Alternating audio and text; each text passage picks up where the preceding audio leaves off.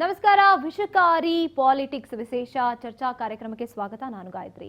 S, ಒಂದು ರೀತಿಯಾದಂತ ವಿಷಕಾರಿ ಪಾಲಿಟಿಕ್ಸ್ ಅನ್ನ ಮಾಡೋಕೆ ಎಐಸಿಸಿ ಅಧ್ಯಕ್ಷ ಆಗಿರುವಂತ ಮಲ್ಲಿಕಾರ್ಜುನ್ ಖರ್ಗೆ ಅವರು ಮುಂದಾಗ್ತಿದ್ದಾರಾ? ಅದು ಕೂಡ ಪ್ರಚಾರ ಅಂತ ಬಂದಾಗ ಈ ರೀತಿಯಾಗಿ ನಾಯಕರುಗಳು ವಿಪಕ್ಷವನ್ನ ವಿರೋಧವಾಗಿ ಏನೇನೋ ಮಾತಾಡೋದು ಓಕೆ, ಆದ್ರೆ ಈ ರೀತಿಯಾಗಿ ಸೈದ್ಧಾಂತಿಕ ಸಿದ್ಧಾಂತಗಳನ್ನ ಮುಂದಿಟ್ಟುಕೊಂಡು ಏನ್ ಸಾರೋದಕ್ಕೆ ಹೊರಟಿದ್ದಾರೆ ಜನತೆಗೆ, ಅದರಿಂದ ಜನತೆಯ ಮನಸ್ಸಿನಲ್ಲಿ ಯಾವ ಯಾವ ಪರಿಣಾಮಗಳನ್ನ ಬೀರುತ್ತೆ ಅನ್ನುವಂಥದ್ದನ್ನ ಒಬ್ಬ ನಾಯಕರಾಗಿದ್ದಂಥವ್ರು ಹೇಳಿದಾಗ ಅದನ್ನ ಯೋಚನೆ ಮಾಡ್ಲಿಲ್ವಾ? ಹಾಗಿದ್ರೆ ಇನ್ನು ವಿಪಕ್ಷಗಳು ಬಿಜೆಪಿ ಆಗಿರ್ಬೋದು, RSS ಆಗಿರ್ಬೋದು, ವಿರೋಧವನ್ನ ವ್ಯಕ್ತಪಡಿಸ್ತಾ ಇರುವಂಥದ್ದು. ಹಾಗಿದ್ರೆ ಆ ವಿರೋಧಕ್ಕೆ ಅಷ್ಟರ ಮಟ್ಟಿಗೆ ವಿಷವನ್ನ ಬಿತ್ತುವಂತ ಮಾತುಗಳನ್ನ ಹಾಡಿರುವಂತದ್ದು ಎಐಸಿಸಿ ಅಧ್ಯಕ್ಷರಾಗಿದ್ಕೊಂಡಂಥವ್ರು ಮಲ್ಲಿಕಾರ್ಜುನ್ ಖರ್ಗೆ ಅವರು ಎಷ್ಟರ ಮಟ್ಟಿಗೆ ವಿಷವನ್ನ ಬಿತ್ತೋದಕ್ಕೆ ಮುಂದಾಗ್ತಾ ಇದ್ದಾರೆ? ಏನ್ ನಡೀತಾ ಇದೆ ಈಗ ರಾಜ್ಯದಲ್ಲಿ? ವಾದ ವಿವಾದ ಚರ್ಚೆ ಸೃಷ್ಟಿಯಾಗಿದೆ. ಇದು ಮುಂದೆ ಯಾವ ಹಂತಕ್ಕೆ ಹೋಗಿ ನಿಲ್ಲುತ್ತೆ ಅನ್ನೋದ್ರ ಬಗ್ಗೆ ನಾವು ಇವತ್ತು ಚರ್ಚೆಯನ್ನ ಮಾಡ್ತಾ ಹೋಗೋಣ. ಇದೇ ಈ ಕ್ಷಣದ ವಿಶೇಷ ವಿಷಕಾರಿ ಪಾಲಿಟಿಕ್ಸ್. ಎಸ್, ಪ್ರಚಾರ ಎಲೆಕ್ಷನ್ ಅಂತ ಬಂದಾಗ, ಅದರಲ್ಲೂ ಪಂಚರಾಜ್ಯ ಎಲೆಕ್ಷನ್ ಅಂತ ಬಂದಾಗ ಗೆಲ್ಲಲೇಬೇಕು ಅನ್ನುವಂತ ಜಿದ್ದಾಜಿದ್ದಿಗೆ ಬೀಳುವಂತದ್ದಾಗದು, ಹಪಹಪಿಸುವಂತದ್ದು ಇದ್ದಿದ್ದೆ. ಆ ಒಂದು ವಿಚಾರ ಒಂದ್ ಕಡೆಯಾದ್ರೆ, ಕಾಂಗ್ರೆಸ್ ಗೆಲ್ಲಬೇಕು ಅಂದ್ರೆ ಜನತೆಯನ್ನ ಸೈದ್ಧಾಂತಿಕವಾಗಿ ಅಥವಾ ಒಂದು ಧರ್ಮವನ್ನ ಮುಂದಿಟ್ಕೊಂಡು ಗೆಲ್ಲಬೇಕು ಅನ್ನುವಂತ ಅಸ್ತ್ರವನ್ನೇನಾದ್ರೂ ಬಳಸೋದಕ್ಕೆ ಮುಂದಾದ್ರಾ ಎಐಸಿಸಿ ಅಧ್ಯಕ್ಷ ಆಗಿರುವಂತವ್ರು? ಅಂದ್ರೆ ಸಮಾಜ ನೋಡ್ತಾ ಇರುತ್ತೆ, ಒಬ್ಬ ವ್ಯಕ್ತಿ ಅಧ್ಯಕ್ಷನಾಗಿದ್ಕೊಂಡವನು, ದೊಡ್ಡ ನಾಯಕನಾಗಿದ್ದಂಥವನು ಏನ್ ಹೇಳ್ತಾ ಇದ್ದಾರೆ ಅದನ್ನ ಸಮಾಜ ನೋಡ್ತಾ ಇರುತ್ತೆ. ಅದನ್ನ ಒಂದು ರೀತಿಯಾಗಿ ನಮ್ಮಲ್ಲಿ ಅಪ್ಲೈ ಮಾಡ್ಕೊಳ್ಳೋದಕ್ಕೆ ಶುರು ಮಾಡ್ಬಿಡ್ತಾರೆ ಜನತೆ.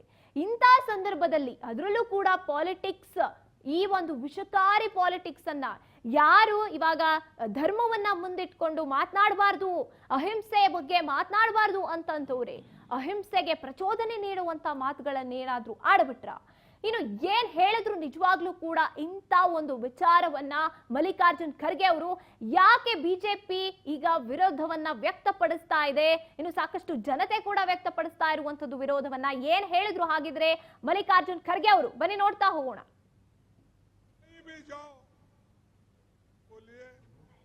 या हेमंत बोलिए, किसको गालियां देते हैं? कांग्रेस को। अरे कांग्रेस ने इस देश में डेवलपमेंट किया। उनके जमाने में हजारों किलोमीटर रेलवे लाइन बनी, हजारों स्कूल कॉलेजेस खोले, बड़े बड़े कारखाने खोले। और तुम्हारे जमाने में क्या खोले भाई?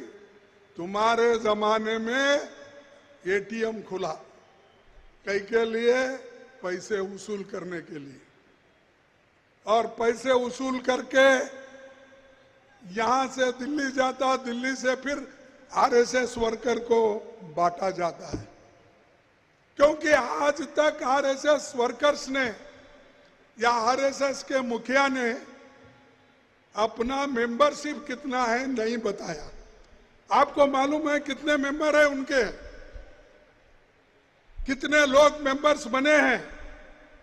आपको मालूम है RSS का रजिस्टर कहां हुआ? रजिस्टर नंबर क्या है? किसी को मालूम है? आज तक उन्होंने किसी को नहीं बताया। और RSS उनकी इस सरकार के तरफ से खूब पैसा लूट रही है।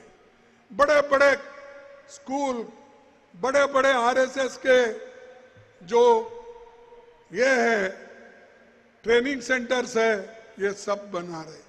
क्यों बना रहे? इस देश को, इस देश में जो धर्म के नाम पर तो तोड़ने का, हिंदू मुसलमानों में झगड़ा लगाने का, दलितों को कुचल देने का, यही काम मोदी जी और RSS कर रहे हैं। भाइयों, मैं आपको यही कहना चाहता हूं, अगर आप मोदी को फॉलो करेंगे, हेमंत विश्वास को फॉलो करेंगे, देश का नुकसान है। और कांग्रेस राहुल गांधी के उसूलों पे अगर चलेंगे, हमारे पंडित जवाहरलाल नेहरू जी के उसूलों पे अगर आप चलेंगे, निश्चित रूप से देश आगे बढ़ता है। सीधे सीधे ये आईएनसी इंडियन नेशनल कांग्रेस नहीं, ये आईजेसी इंडियन जिहादी कांग्रेस बन चुकी है। जिस प्रकार से मल्लिकार्जुन खड़गे जी मुस्लिम वोट बैंक को अपीस करने के लिए उन्हें सीधे सीधे भड़का रहे हैं कि बीजेपी आरएसएस एक जहरीला सांप है और जहां दिखे मार दीजिए। ये पहली बार नहीं है और ये संयोग से दिया हुआ स्टेटमेंट नहीं है। ये शुद्ध रूप से हत्या करवाने का अपने राजनीतिक विरोधियों का। राजनीति में और लोकतंत्र में मतभेद हो सकते हैं, परंतु मनभेद होना और उस पर आप भड़काते हैं किसी को और कहते हैं कि अपने राजनीतिक विरोधियों की हत्या कर दो, उनको एलिमिनेट कर दो, उनकी सुपारी देते हैं, उन्हें मरवाने के लिए आप उनको उकसाते हैं, वो भी रिलीजियस ग्राउंड पर। ये जिहादी सोच है और आज कांग्रेस पार्टी ने पहली बार ऐसा नहीं किया है। कांग्रेस के राष्ट्रीय अध्यक्ष खड़गे जी ने इससे पहले भी बीजेपी आरएसएस को और प्रधानमंत्री को जहरीला सांप, विषैला सांप, रावण इस प्रकार से कहकर उनके खिलाफ हिंसा भड़काने की बात की है। कांग्रेस ने कहा है मोदी की कब्र खुदेगी, मोदी को मार दो, हिटलर की मौत मारो। इससे पहले भी हमने देखा है कि कांग्रेस पार्टी ने ಇದೇ ವಿಚಾರವಾಗಿ ನಾವೀಗ ಚರ್ಚೆಯನ್ನ ಮಾಡ್ತಾ ಹೋಗೋಣ. ಯಾಕೆ ವಿರೋಧ ವ್ಯಕ್ತವಾಗ್ತಾ ಇದೆ, ಏನ್ ಹೇಳೋಕ್ ಹೊರಟಿದ್ದಾರೆ, ಇದು ಮೆಟಾಫರಿಕ್ ಆಗಿ ಹೇಳಿದ್ದ, ನಿಜವಾಗ್ಲೂ ಕೂಡ, ಇದೆಲ್ಲವನ್ನ ಮಾತನಾಡ್ತಾ ಹೋಗೋಣ. ನಮ್ಮೊಂದಿಗೆ ಅತಿಥಿಗಳಿದ್ದಾರೆ. ಮೊದಲನೇದಾಗಿ ಎಸ್ ಭಾಸ್ಕರನ್ ಸರ್, ಶಿವಸೇನಾ ಕರ್ನಾಟಕ ವಕ್ತಾರರು. ಸರ್, ಕಾರ್ಯಕ್ರಮಕ್ಕೆ ಸ್ವಾಗತ. ನಮಸ್ಕಾರ. ಇನ್ನು ಶುಭವತಿ ನಾಯಕ್ ಅವರು ಬಿಜೆಪಿ ವಕ್ತಾರರು ನಮ್ಮೊಂದಿಗೆ ಕಾರ್ಯಕ್ರಮದಲ್ಲಿ ಭಾಗಿಯಾಗಿದ್ದಾರೆ. ಮ್ಯಾಮ್, ಕಾರ್ಯಕ್ರಮಕ್ಕೆ ಸ್ವಾಗತ. ನಮಸ್ತೆ.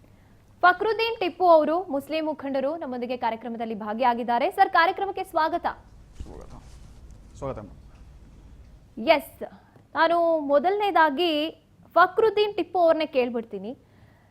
ಇಲ್ಲಿ ಒಂದು ಸೈದ್ಧಾಂತಿಕವಾದಂತಹ ರೀತಿಯಲ್ಲಿ ಹೇಳಿಕೆಯನ್ನು ಕೊಟ್ರ ಅಥವಾ ಮೆಟಾಫರ್ ಆಗಿ ಅವ್ರು ಮೆನ್ಷನ್ ಮಾಡಿರುವಂಥದ್ದು ಪ್ರಾರ್ಥನೆ ಅಂತ ಹೇಳಿಲ್ಲ, ಪ್ರೇಯರ್ ಅಂತ ಹೇಳಿಲ್ಲ. ನೀವು ಕೇಳಿಸ್ಕೊಂಡಿದ್ದೀರಾ ಫಕ್ರುದ್ದೀನ್ ಅವರೇ ಅವ್ರು ಏನ್ ಹೇಳಿದ್ರು ಅಂತ? ನೀವು ಅದನ್ನ ಯಾವ ರೀತಿ ತಗೊಂಡಿದ್ದೀರಾ? ಫಸ್ಟ್ ನಿಮ್ಮ ಒಂದು ಅಭಿಪ್ರಾಯ ಏನು? ಮೆಟಾಫರಿಕ್ ಆಗಿ ಹೇಳಿದ್ರ ಅಥವಾ ಏಕಾಏಕಿಯಾಗಿ ಅಟ್ಯಾಕ್ ಮಾಡಿ ಅಂತ ಹೇಳಿಕೆ ಕೊಟ್ಬಿಟ್ರ? ಮೇಡಮ್, ಏನು ಇವಾಗ ಅವ್ರು ಸ್ಟೇಟ್ಮೆಂಟ್ ಕೊಟ್ಟಿದ್ದಾರೆ, ಯಾವ ಒಂದು ರೀತಿಯಲ್ಲಿ ಅವ್ರು ಕೊಟ್ಟಿದ್ದಾರಂತೂ ನಮ್ಗೆ ಗೊತ್ತಿಲ್ಲ. ಆದರೆ ಹಾವಿನ ಗುಣ ಏನಿದೆ, ವಿಷ ಬೇದುವುದು. ಇವತ್ತು RSS ಈ ದೇಶದಲ್ಲಿ ಅದೇ ಕೆಲಸವನ್ನು ಮಾಡ್ತಾ ಇದೆ.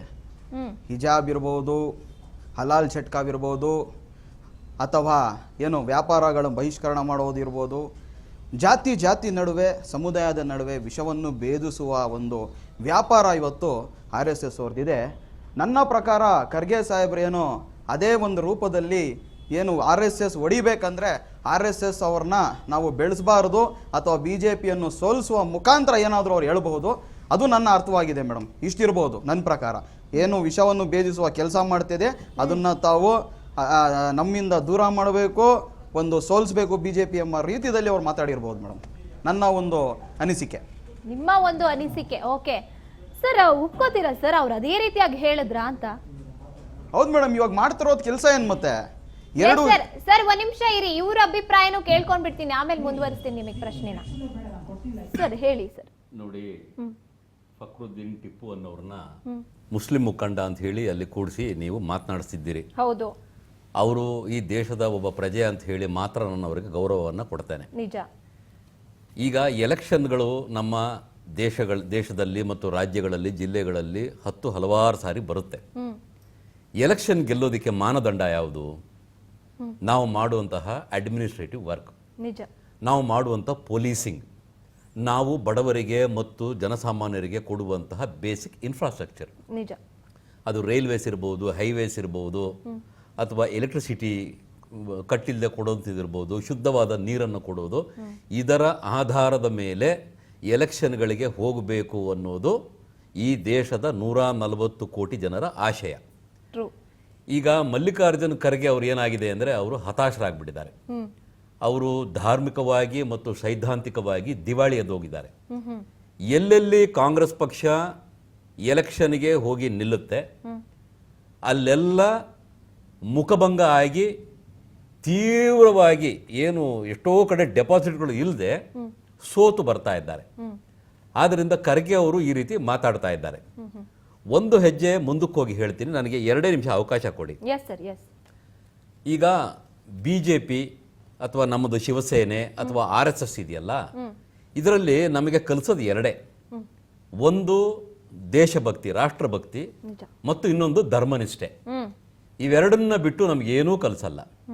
ನಮ್ಮ RSSನ ಶಾಖೆಗಳಲ್ಲಿ 5 ವರ್ಷದ ಮಕ್ಕಳಿಂದ ಹಿಡಿದು 80 ವರ್ಷ 90 ವರ್ಷದ ಹಿರಿಯರ ತನಕ ಅಲ್ಲಿ RSSನ ನಾವು ಯೂನಿಫಾರ್ಮ್ ಹಾಕೊಂಡ್ಬಂದು ಅಲ್ಲಿ ವ್ಯಾಯಾಮ ಮಾಡ್ತೇವೆ, ದೇಶಭಕ್ತಿ ಗೀತೆಗಳನ್ನು ಹಾಡ್ತೀವಿ, RSSನ ಪ್ರಾರ್ಥನೆಯನ್ನು ಮಾಡ್ತೇವೆ. ದೇಶಕ್ಕೆ ಏನು ಒಳ್ಳೆಯದು ಅದನ್ನು ನಾವು ಮಾಡ್ಕೊಂಡು ಬಂದಿದ್ದೇವೆ. ಎಲ್ಲೇ ಫ್ಲಡ್ ಆಗಲಿ, ಆಕ್ಸಿಡೆಂಟ್ ಆಗಲಿ, ಮತ್ತೊಂದಾಗಲಿ, ಪೊಲೀಸ್ನವರಾಗಲಿ, ಆರ್ಮಿಯವರಾಗಲಿ ಅಥವಾ ಇನ್ಯಾವುದೋ ಒಂದು ಸರ್ಕಾರದ ಯೂನಿಟಲ್ಲಿ ಬರೋದಕ್ಕಿಂತ ಮೊದಲೇ RSS ಅಲ್ಲಿ ಇರುತ್ತೆ. ಅದನ್ನು ದೇಶದ ಜನ ನೋಡಿದ್ದಾರೆ. ಈಗ ನಮ್ಮ ಮುಸ್ಲಿಂ ಸ್ನೇಹಿತರು ಹೇಳಿದರು RSS ಅವರು ಹಾಗೆ ಹೀಗೆ. ಇವ್ರಿಗೆಲ್ಲ ಏನು ಒಂದು ಹೊಟ್ಟೆ ಉರಿ ಅಂದರೆ, BJPಯನ್ನು ಅಧಿಕಾರಕ್ಕೆ ತರೋದಕ್ಕೆ RSSನ ಕಟ್ಟ ಕಡೆಯ ತುದಿಯ ಕಾರ್ಯಕರ್ತನೂ ಸಹ ತನ್ನ ಮನೆಯ ಹಣವನ್ನು ಹಾಕಿ ತನ್ನ ನಿದ್ದೆಯನ್ನು ಹಾಳು ಮಾಡಿಕೊಂಡು ತನಗೆ ದುಡಿಯುವಂತಹ ಅವಕಾಶ ಇದ್ದು ಅದರ ಸಂದರ್ಭ ಇದ್ದು ಸಹ ಪಕ್ಷಕ್ಕೋಸ್ಕರವಾಗಿ ದುಡಿದು BJPಯನ್ನು ಅಧಿಕಾರಕ್ಕೆ ತರ್ತಾರೆ. ಅದು ಒಂದೇ ಇವರಿಗೆಲ್ಲ ಹೊಟ್ಟೆ ಉರಿ. ಈಗ ಇವರಿಷ್ಟೆಲ್ಲ ಮಾತಾಡೋರು, ನಮ್ಮ ಸ್ನೇಹಿತರು ಟಿಪ್ಪು ಅವರು ಜೈಷೆ ಮೊಹಮ್ಮದ್ ಬಗ್ಗೆ, Jammu and Kashmir liberation front ಬಗ್ಗೆ, ಅಥವಾ ಅಲ್ ಫರಾನ್ ಬಗ್ಗೆ, ಅಥವಾ ಇನ್ನು ಅಲ್ ಖೈದಾ, ಇನ್ನು ಈ ಹೌಟೀಸು, ಎಷ್ಟೊಂದಿದೆ ದೇಶಗಳಲ್ಲಿ ವಿದೇಶಗಳಲ್ಲಿ. ಅದರ ಬಗ್ಗೆ ಮಾತಾಡೋಕ್ಕೆ ಕೇಳಿ ಇವ್ರಿಗೆ ಯಾರಿಗೂ ನಾಲಿಗೆ ಬರಲ್ಲ. ನೋಡಿ, ಹಿಂದೂಗಳು ನಾವು ಇಲ್ಲಿ ಬಹುಸಂಖ್ಯಾತರಾಗಿ ಇರುವುದಕ್ಕೇನೆ ನೀವು ಮುಸಲ್ಮಾನರು ನೀವು ಆರಾಮಾಗಿರೋದು. ಯಾಕಂದರೆ ನಮ್ಮಲ್ಲಿ ಆ ಧರ್ಮ ನಿರಪೇಕ್ಷತೆ, ಆ ಸೋದರ ಭಾವನೆ, ಆ ಭ್ರಾತೃತ್ವ ಇದೆಯಲ್ಲ, ನಾವು ಎಲ್ಲರನ್ನ ಅಪ್ಪಿಕೊಂಡು ಅವ್ರ ಜೊತೆಗೆ ನಾವು ಜೀವನ ಮಾಡ್ತಾ ಇದ್ದೇವೆ. ಖರ್ಗೆ ಅವರು ಹೇಳೋದನ್ನ ಸರಿ ಅಂತ ಹೇಳಿ ಇವರು ಸಮರ್ಥನೆ ಮಾಡಿದ್ರೆ, ನಾಳೆಯಿಂದ ಈ ರೀತಿ ಆದಂತಹ ಮನಸ್ಥಿತಿ ಉಳ್ಳಂತಹ, ನಾನು ಎಚ್ಚರಿಕೆಯಿಂದ ಹೇಳ್ತಾ ಇದ್ದೀನಿ, ನಾನು ಯಾವತ್ತೇ ಆಗಲಿ I do not oppose Muslims of India. ಏನು ಹೇಳಿ? Muslims of India. I oppose Muslims living in India with their hearts and souls in Iran, Iraq and Pakistan. ದೇಶದಲ್ಲಿರುವ ರಾಷ್ಟ್ರೀಯವಾದಿ ಮುಸಲ್ಮಾನರನ್ನ ನಾವು ಗೌರವಿಸ್ತೇವೆ. ಪ್ರತ್ಯೇಕತಾವಾದಿ ಮುಸಲ್ಮಾನರನ್ನ ನಾವು ಮೊದಲು ದ್ವೇಷ ಮಾಡಿದ್ದೋ, ಈಗಲೂ ಮಾಡ್ತೇವೆ. ಮುಂದಕ್ಕೆ ಆ ಪ್ರತ್ಯೇಕತಾವಾದಿ ಮಾನಸಿಕತೆಯನ್ನು ಉಳ್ಳಂಥ ಮುಸ್ಲಿಮರನ್ನ ನಮ್ಮ ದೇಶದಿಂದ ನಾವು ಆಚೆಗೆ ಹಾಕ್ತೀವಿ. ಹಾಕಿದ ಮೇಲೇನೆ ನಾವು ನಿದ್ದೆ ಮಾಡೋದು. ಎಸ್, ಇನ್ನು BJP ವಕ್ತಾರರು, ಮ್ಯಾಮ್ ನಿಮ್ಮನ್ನು ನಾನು ಕೇಳ್ತೀನಿ, ಅವ್ರು ಹೇಳಿದ್ದಂಥ ವರ್ಡಿಂಗ್ಸು ನಿಜವಾಗ್ಲೂ ಕೂಡ ಡೈರೆಕ್ಟ್ ಆಗೇ ಹೇಳಿದ್ದಾರೆ. ಅವರು ಮೆಟಾಫರಿಕಾಗಿ ಅಂತ ಅನ್ಸೋದಿಲ್ಲ, ನೇರವಾಗಿ ಹೇಳಿರುವಂಥದ್ದು. ಹೇಗೆ ನಾವು ಪ್ರಾರ್ಥನೆ ಮಾಡುವಾಗ, ಅಂದ್ರೆ ನಮಾಜ್ ಮಾಡುವಾಗ ವಿಷಕಾರಿ ಹಾವು ಬಂದಾಗ ಅದನ್ನೂ ಮರೆತುಬಿಟ್ಟು ನೀವು ಕೊಲ್ಲಿ, ಅದೇ ರೀತಿಯಾಗಿ RSSನ BJPಯನ್ನು ಅದು ಹೇಳ್ತಾ ಇರುವಂಥದ್ದು ಯುವ ಜನತೆಗೆ ಏನ್ ಮೆಸೇಜ್ ಕೊಡೋಕೆ ಹೊರಟಿದ್ದಾರೆ ಹಾಗಿದ್ರೆ? ನೋಡಿ, ಇದು ಕಾಂಗ್ರೆಸ್ ಸರ್ಕಾರದ ಹತಾಶೆ.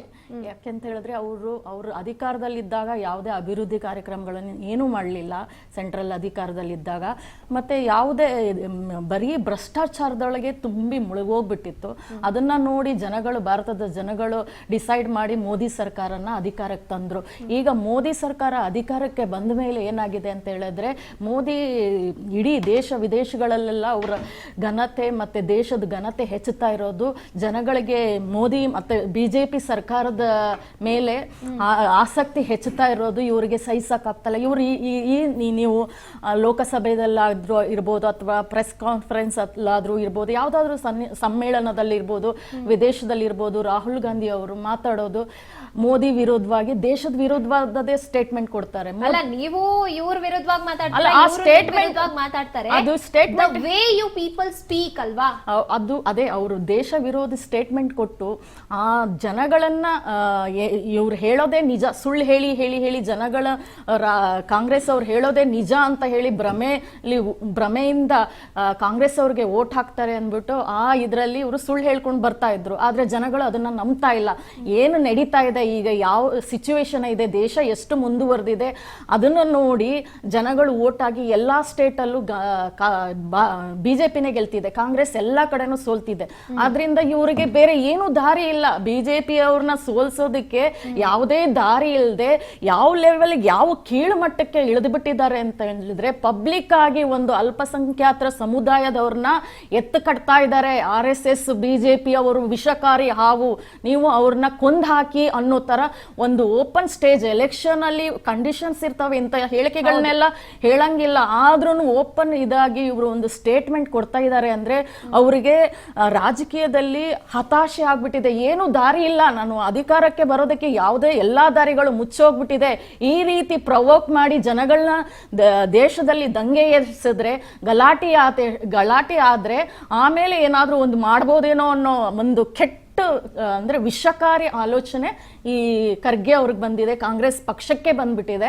ಅದಕ್ಕೋಸ್ಕರ ನೋಡಿ, ನೀವು ಈಗ ವೆಸ್ಟ್ ಬೆಂಗಾಲಲ್ಲಿ ಕಲ್ಕತ್ತಾದಲ್ಲಿ ಮಮತಾ ಬ್ಯಾನರ್ಜಿ ಒಂದು ಸ್ಟೇಟ್ಮೆಂಟ್ ಕೊಡ್ತಾರೆ, 2 ನಿಮಿಷ ಏನಾದ್ರೂ ನಾನು ಹೇಳಿದ್ರೆ ಮುಸ್ಲಿಂ ಸಮುದಾಯ ಎಲ್ಲ ಹಿಂದೂಗಳನ್ನ ಹೊಡೆದು ಬಿಸಾಕ್ಬಿಡ್ತಾರೆ, ನಾನಿರೋದಕ್ಕೆ ನೀವು ಇಲ್ಲಿ ಸೇಫ್ಟಿ ಆಗಿರೋದು ಅಂತ ಸ್ಟೇಟ್ಮೆಂಟ್ ಕೊಟ್ಟು ಇವತ್ತು ಕಲ್ಕತ್ತಾದಲ್ಲಿ ಮುಸ್ಲಿಮ್ಸ್ ಅವರೆಲ್ಲ ಲಾಟಿಯಲ್ಲಿ ತಿಂತಾ ಇರೋದು. ಇವರ ಪ್ರವೋಕು, ಇವರ ವಿಷಕಾರಿ ಮಾತುಗಳನ್ನ ಕೇಳ್ಕೊಂಡು ಅಲ್ಪಸಂಖ್ಯಾತರು ಬೀದಿಗೆ ಬಿದ್ದು ಅವರೇ ಹೊಡೆಸ್ಕೊತಿದ್ದಾರೆ, ಅವರೇ ಗುಂಡೆ ತಗೊಳ್ತಿದ್ದಾರೆ. ಬಿಟ್ರೆ ಈ ಪಕ್ಷ ಕಾಂಗ್ರೆಸ್ ಪಕ್ಷದ ಮಾತು ಕೇಳ್ಕೊಂಡು ಏನಾದ್ರು ಅಲ್ಪಸಂಖ್ಯಾತರು ಬೀದಿಗಿಳಿದ್ರೆ ಅವರೇ ಅದರ ಪರಿಣಾಮ ಅನುಭವಿಸ್ಬೇಕೇ ವಿನಃ ಬಿಜೆಪಿ ಮತ್ತೆ ಕಾಂಗ್ರೆಸ್ ಕಾರ್ಯಕರ್ತರಿಗೆ ಏನೂ ಆಗೋದಿಲ್ಲ. ಆದ್ರೆ ಇನ್ನೊಂದು ಏನಂತ ಹೇಳಿದ್ರೆ, ಇವರು ತಿಳ್ಕೋಬೇಕು ಕಾಂಗ್ರೆಸ್ ಪಕ್ಷದವರು, ಇದು ಬಿಜೆಪಿ ಮತ್ತು RSS ಅವ್ರನ್ನ ನಾವು ಹೊಡೆದು ಸಾಯಿಸ್ಬಿಟ್ರೆ ಅಥವಾ ಹೊಡೆದಾಕ್ಬಿಟ್ರೆ ನಾವು ಬಂದ್ಬಿಡ್ತೀವಿ ಅಂತಲ್ಲ. ನೀವು ಹೊಡೆದ್ರೆ ರಿಯಾಕ್ಷನ್ ಇರುತ್ತೆ. ಭಾರತದಲ್ಲಿ ಎಷ್ಟು % ಬಿಜೆಪಿಗೆ ವೋಟ್ ಹಾಕೋರು ಬಿಜೆಪಿ ಕಾರ್ಯಕರ್ತರಿದ್ದಾರೆ, RSS ಕಾರ್ಯಕರ್ತರಿದ್ದಾರೆ. ಬಿಜೆಪಿಗೆ ವೋಟ್ ಹಾಕೋರೇ ಇಲ್ಲಿ 80% ಇರ್ಬೋದು ಅಥವಾ 70% ಇರೋದು. ಇವ್ರ ಪ್ರಕಾರ ಅವ್ರನ್ನ ಹೊಡೆದು ಸಾಯಿಸ್ಬಿಡಿ ಅಂತ ಹೇಳೋ ರೀತಿಯಲ್ಲೇ ಇವ್ರನ್ನ ಪ್ರಮೋಕ್ ಮಾಡ್ತಿದ್ದಾರೆ ಅಲ್ಪಸಂಖ್ಯಾತರು. ಈ ತರ ಪ್ರವೋಕ್ ಮಾಡಿದ್ರೆ ದೇಶದಲ್ಲಿ ಏನಾಗ್ಬೋದು? ದಂಗೆ ಹೇಳುತ್ತೆ. ಇವತ್ತು ನೆಮ್ಮದಿಯಾಗಿ ಇಡೀ ವರ್ಲ್ಡ್ ಅಲ್ಲಿ ವಾರ ಸಿಚುವೇಶನ್ ಇದ್ರೂ ನಾವು ಭಾರತದಲ್ಲಿ ನೆಮ್ಮದಿಯಾಗಿ ಜೀವನ ಮಾಡ್ತಿದೀವಿ ಅಂದ್ರೆ ಅದು ಬಿಜೆಪಿ ಸರ್ಕಾರ ದಿಂದನೇ ಕಾರಣ ವಿನಃ ಇದೇ ಸ್ಥಿತಿಯಲ್ಲಿ ಕಾಂಗ್ರೆಸ್ ಏನಾದ್ರೂ ಇದ್ದಿದ್ರೆ ನಮ್ಮನ್ನ ಅಧೋಗತಿ ಇರಾನ್ ಇರಾಕ್ ತರಾನೇ ನಮ್ಮ ಸಿಚುವೇಶನ್ ಇರ್ತಿತ್ತು. ಎಸ್ ಮ್ಯಾಮ್, ಇರಿ ಅವ್ರನ್ನ ವೆಲ್ಕಮ್ ಮಾಡ್ತೀನಿ. ಎಸ್, ಈಗ ತಾನೇ ಕಾಂಗ್ರೆಸ್ ವಕ್ತಾರರು ಪುಷ್ಪಾ ಮಂಜುನಾಥ್ ರೆಡ್ಡಿ ಅವರು ಬಂದಿದ್ದಾರೆ. ಮ್ಯಾಮ್, ಕಾರ್ಯಕ್ರಮಕ್ಕೆ ಸ್ವಾಗತ. ಎಸ್, ಪುಷ್ಪಾ ಮ್ಯಾಮ್ನು ನಾನು ಪ್ರಶ್ನೆ ಕೇಳ್ತೀನಿ. ಅದಕ್ಕಿಂತ ಮುಂಚೆ ಏನ್ ಹೇಳಿದ್ರು ಮಲ್ಲಿಕಾರ್ಜುನ್ ಖರ್ಗೆ ಅವರು ಅಂತ ಇನ್ನೊಂದು ನೋಟವನ್ನ ನೋಡ್ಕೊಂಡ್ ಬರೋಣ, ಬನ್ನಿ. अगर कोई इस जहरीला सांप आपके सामने से गुजर रहा है और आप नमाज भी पढ़ रहे हैं, नमाज तोड़ के उस जहरीली सांप को मारना, ये कुरान में कहा है. और मैं यही कहूंगा, आपका नमाज तोड़ना है तो परवाह नहीं, ये जहरीला सांप है RSS और बीजेपी, इसको अगर आप नहीं मारेंगे आप कभी बचेंगे नहीं. अगर ಎಸ್, ಈಗ ನಾನು ಪುಷ್ಪಾ ಮಂಜುನಾಥ್ ಮ್ಯಾಮ್ನ ಕೇಳ್ತೀನಿ. ಮ್ಯಾಮ್, ಕೇಳಿಸ್ಕೊಂಡ್ರಿ, ಏನನ್ನಿಸ್ತು? ಮೇಡಮ್, ಅವ್ರು ಹೇಳಿರೋದ್ರಲ್ಲಿ ತಪ್ಪಿದೆ ಅಂತ ನನಗೇನು ಅನಿಸ್ತಿಲ್ಲ. ಓಕೆ, ನಿಮಗೂ ಆಶ್ಚರ್ಯ ಅನಿಸುತ್ತೆ ಅಲ್ವಾ ಮೇಡಮ್? ಹೌದು. ಯಾಕೆ ಅಂದ್ರೆ ನೋಡಿ, ಬಿಜೆಪಿ ಅಧಿಕಾರಕ್ಕೆ ಬಂದು 11-12 ವರ್ಷಗಳಾಯ್ತು. ನಾವು ಮೊಘಲರ ಕಾಲದಿಂದಲೂ ಸಹ ನಮ್ಮ ಭಾರತದಲ್ಲಿ ಮುಸ್ಲಿಮರಿದ್ದಾರೆ 700 ವರ್ಷಗಳಿಂದ ತಗೊಂಡ್ರು. ಈ ಮಟ್ಟಿಗೆ ದ್ವೇಷವನ್ನ ಮಾಡಿದವರು, ದ್ವೇಷ ರಾಜಕಾರಣವನ್ನ ಮಾಡಿದವರು ಯಾರೂ ಇಲ್ಲ ಅಂತ ಹೇಳ್ಬೋದು. ಜಾತಿಗಳ ಮಧ್ಯೆ, ಧರ್ಮಗಳ ಮಧ್ಯೆ ಮಾಡ್ತಾರೆ. ನಾವು ಅಭಿವೃದ್ಧಿ ಮಾಡಿದೀವಿ, ವೋಟ್ ಕೊಡಿ ಅಂತ ಎಲ್ಲಾದ್ರೂ ಭಾಷಣಗಳಲ್ಲಿ ಕೇಳಿಸ್ಕೊಂಡಿದ್ದೀರಾ ಮೇಡಮ್? ನಾವು ಬ್ರಿಡ್ಜ್ ಕಟ್ಟಿದ್ದೀವಿ, ನಾವು ಈ ದೇಶಕ್ಕಾಗಿ ಇದೆಲ್ಲ ಮಾಡಿದ್ದೀವಿ, ಇನ್ಫ್ರಾಸ್ಟ್ರಕ್ಚರ್ ಡೆವಲಪ್ ಮಾಡಿದ್ದೀವಿ, ಯುವಜನತೆಗೆ ಇದು ಮಾಡಿದ್ದೀವಿ, ಆರೋಗ್ಯ, ಶಿಕ್ಷಣ, ಈ ತರ ಸಾಮಾಜಿಕ ಭದ್ರತೆ ಇದನ್ನೆಲ್ಲ ಎಲ್ಲಾದ್ರೂ ಹೇಳಿರೋದು ಬಿಜೆಪಿ ಅವರು ಕೇಳಿದಿರ ಮೋದಿ ಅವರ ಭಾಷಣದಲ್ಲಿ? ಪದೇ ಅಲ್ಲ, ಅವ್ರು ಪದೇ ಒಳನುಸುಳುಕೋರನ್ನ ಹೊರಗಡೆ ಹಾಕ್ತೀವಿ, ಒಳನುಸುರು. ಮೇಡಮ್, ಯಾರು ಸರ್ಕಾರ ಮಾಡ್ತಿದ್ದಾರೆ ಕೇಂದ್ರದಲ್ಲಿ ಅಂತ ಅವ್ರಿಗೆ ನಾಚಿಕೆ, ಮಾನ, ಮರ್ಯಾದೆ ಅನ್ನೋದಿದ್ರೆ ಸ್ವಲ್ಪ ಕಾನ್ಶಿಯಸ್ ಆಗಿ ಮಾತಾಡ್ಬೇಕು. ಅದೇ ಮನಮೋಹನ್ ಸಿಂಗ್ ಅವರು ಒಂದು ಏನು ಪ್ರಧಾನಿಗಳಾಗಿದ್ರು 7,800 ಜನರನ್ನ ಆಚೆ ಹಾಕಿದ್ರು, ಡಿಪಾರ್ಟ್ ಮಾಡಿದ್ರು. ಇವರು 400 ಜನ ಹಾಕಿಲ್ಲ ಆಚೆ, ಬರೀ ರಾಜಕೀಯಕ್ಕೋಸ್ಕರ ಒಳನುಸುಳುಕೋರರು ಬಂದಿದ್ದಾರೆ, ಅಕ್ರಮ ಬಾಂಗ್ಲಾದೇಶಿಗರು ಬಂದಿದ್ದಾರೆ, ಹೊರಗಡೆ ಹಾಕಿ ತಡೆದವ್ರು ಯಾರು ನಿಮ್ಮನ್ನ? ಯಾಕೆ ನೀವು ಆಗ್ತಿಲ್ಲ? ಮನಮೋಹನ್ ಸಿಂಗ್ ಅವ್ರಿಗೆ ಆಗಿದ್ದಂತಹ ಕೆಲಸ ನಿಮ್ ಕೈಯಲ್ಲಿ ಆಗ್ಲಿಲ್ಲ. ಬರೀ ವಿಷ ಕಾರೋದು ನಿಜಾನೇ. ಇವರು ವಿಷ ಯಾವಾಗ ಕಾರ್ತಿದ್ದಾರೆ, ಯಾರು ವಿಷ ಕಾರ್ತಿದ್ದಾರೆ ಅವ್ರಿಗೆ, ಯಾರು ವಿಷ ಅವ್ರ ಮೇಲೆ ಕಾರ್ತಿದ್ದಾರೆ. ನಮ್ಮ ರಾಜ್ಯದಲ್ಲಿ ತಗೊಳ್ಳಿ, ಹಲಾಲ್ ಕಟ್ ಅಂತಾರೆ, ಜಟ್ಕಾ ಕಟ್ ಅಂತಾರೆ, ಹಿಜಾಬ್ ಮೇಲೆ ಮಾಡ್ತಾರೆ. ಯಾರೋ ಒಬ್ಬ ಕಲ್ಲಂಗಡಿ ಹಣ್ಣು ಮಾರೋ ಒಂದು ಮುಸ್ಲಿಮಾನನ ಹೋಗಿ ಕಲ್ಲಂಗಡಿ ಹಣ್ಣು ಹೊಡಿತಾರೆ. ಯಾವ್ದೋ ಒಂದು ಸಣ್ಣ ಗಲಾಟೆ ಆದ್ರೆ ಮುಸ್ಲಿಮರನ್ನ ಹೇಗೆ ತುರುಕಬೇಕು, ಹೇಗೆ ದ್ವೇಷ ಬಿತ್ತಬೇಕು ಅಂತ ನೋಡ್ತಾರೆ. ನೋಡಿ, ಸಬ್ಕಾ ಸಾಥ್ ಸಬ್ಕಾ ವಿಕಾಸ್ ಅಂತ ಮೋದಿ ಅವರು ಒಂದ್ ಕಡೆ ಹೇಳ್ತಾರೆ, ಒಂದ್ ಕಡೆ ಅಮಿತ್ ಶಾ ಅವರು ಹಬ್ಬದಲ್ಲಿ ಗ್ಯಾಸ್ ಸಿಲಿಂಡರ್ ಕೊಡ್ತೀನಿ ಅಂತ ಓಲೈಕೆ ಮಾಡುವಂತಹ ಒಂದು ಕಾಶ್ಮೀರ್ ಎಲೆಕ್ಷನ್ ಅಲ್ಲಿ, ಜಮ್ಮು ಕಾಶ್ಮೀರ್ ಎಲೆಕ್ಷನ್ ಅಲ್ಲಿ ಹೇಳ್ತಾರೆ. ಇನ್ನೊಂದ್ ಕಡೆ ಹಿಂದೂ ರಾಷ್ಟ್ರ ಕಟ್ತೀವಿ ಅಂತ ಹೇಳ್ತಾರೆ. ಈ ದ್ವಂದ್ವ ಹೇಳಿಕೆಗಳು ಯಾಕೆ, ಈ ದ್ವಂದ್ವ ಮನಸ್ಥಿತಿ ಯಾಕೆ, ಈ ವಿಷ ಬಿತ್ತೋದು ಯಾಕೆ? ಈ ವಿಷಯವನ್ನೇ ಅವರು ಅಲ್ಲಿ ಹೇಳಿರೋದು. ಅಸ್ಸಾಮಲ್ಲೇ ಹೋಗಿ ಒಳನುಸುಳುಕೋರರು ಬಂದಿದ್ದಾರೆ ಅಂತ ಭಾಷಣ ಮಾಡ್ತಾರೆ. ಇವರೇ ಪ್ರಧಾನಿಗಳು, ಇವರೇ ಗೃಹ ಸಚಿವರು, ಇಡೀ ಭಾರತ ಇವ್ರ ಕೈಯಲ್ಲಿದೆ. ನಾವು ಆಪೋಸಿಷನ್ ಅಲ್ಲಿರೋರು ಏನ್ ಮಾಡಕ್ ಸಾಧ್ಯ ಈಗ ಅಲ್ಲಿ? ಏನ್ ನಾವೇನೋ ಸರ್ಕಾರ, ನನಗೆ ಒಂದೊಂದ್ಸಲಿ ಆಶ್ಚರ್ಯ, ನಾನು ಒಂದ್ಸಲಿ ಪೇಪರ್ ಸ್ಟೇಟ್ಮೆಂಟ್ ನೀವು ನೋಡಿದಿರೋ ಏನೋ ಗೊತ್ತಿಲ್ಲ, ಭಾರತದ ಪ್ರಧಾನಿಗಳು ಯಾರು ನಮಗೆ ಇವಾಗ ಒಂದು ದೊಡ್ಡ ಕ್ವಶನ್ ಮಾರ್ಕ್ ಆಗಿದೆ. ಉತ್ತರ ಕೊಡ್ಲಿ ಬಿಜೆಪಿ ಅವರು.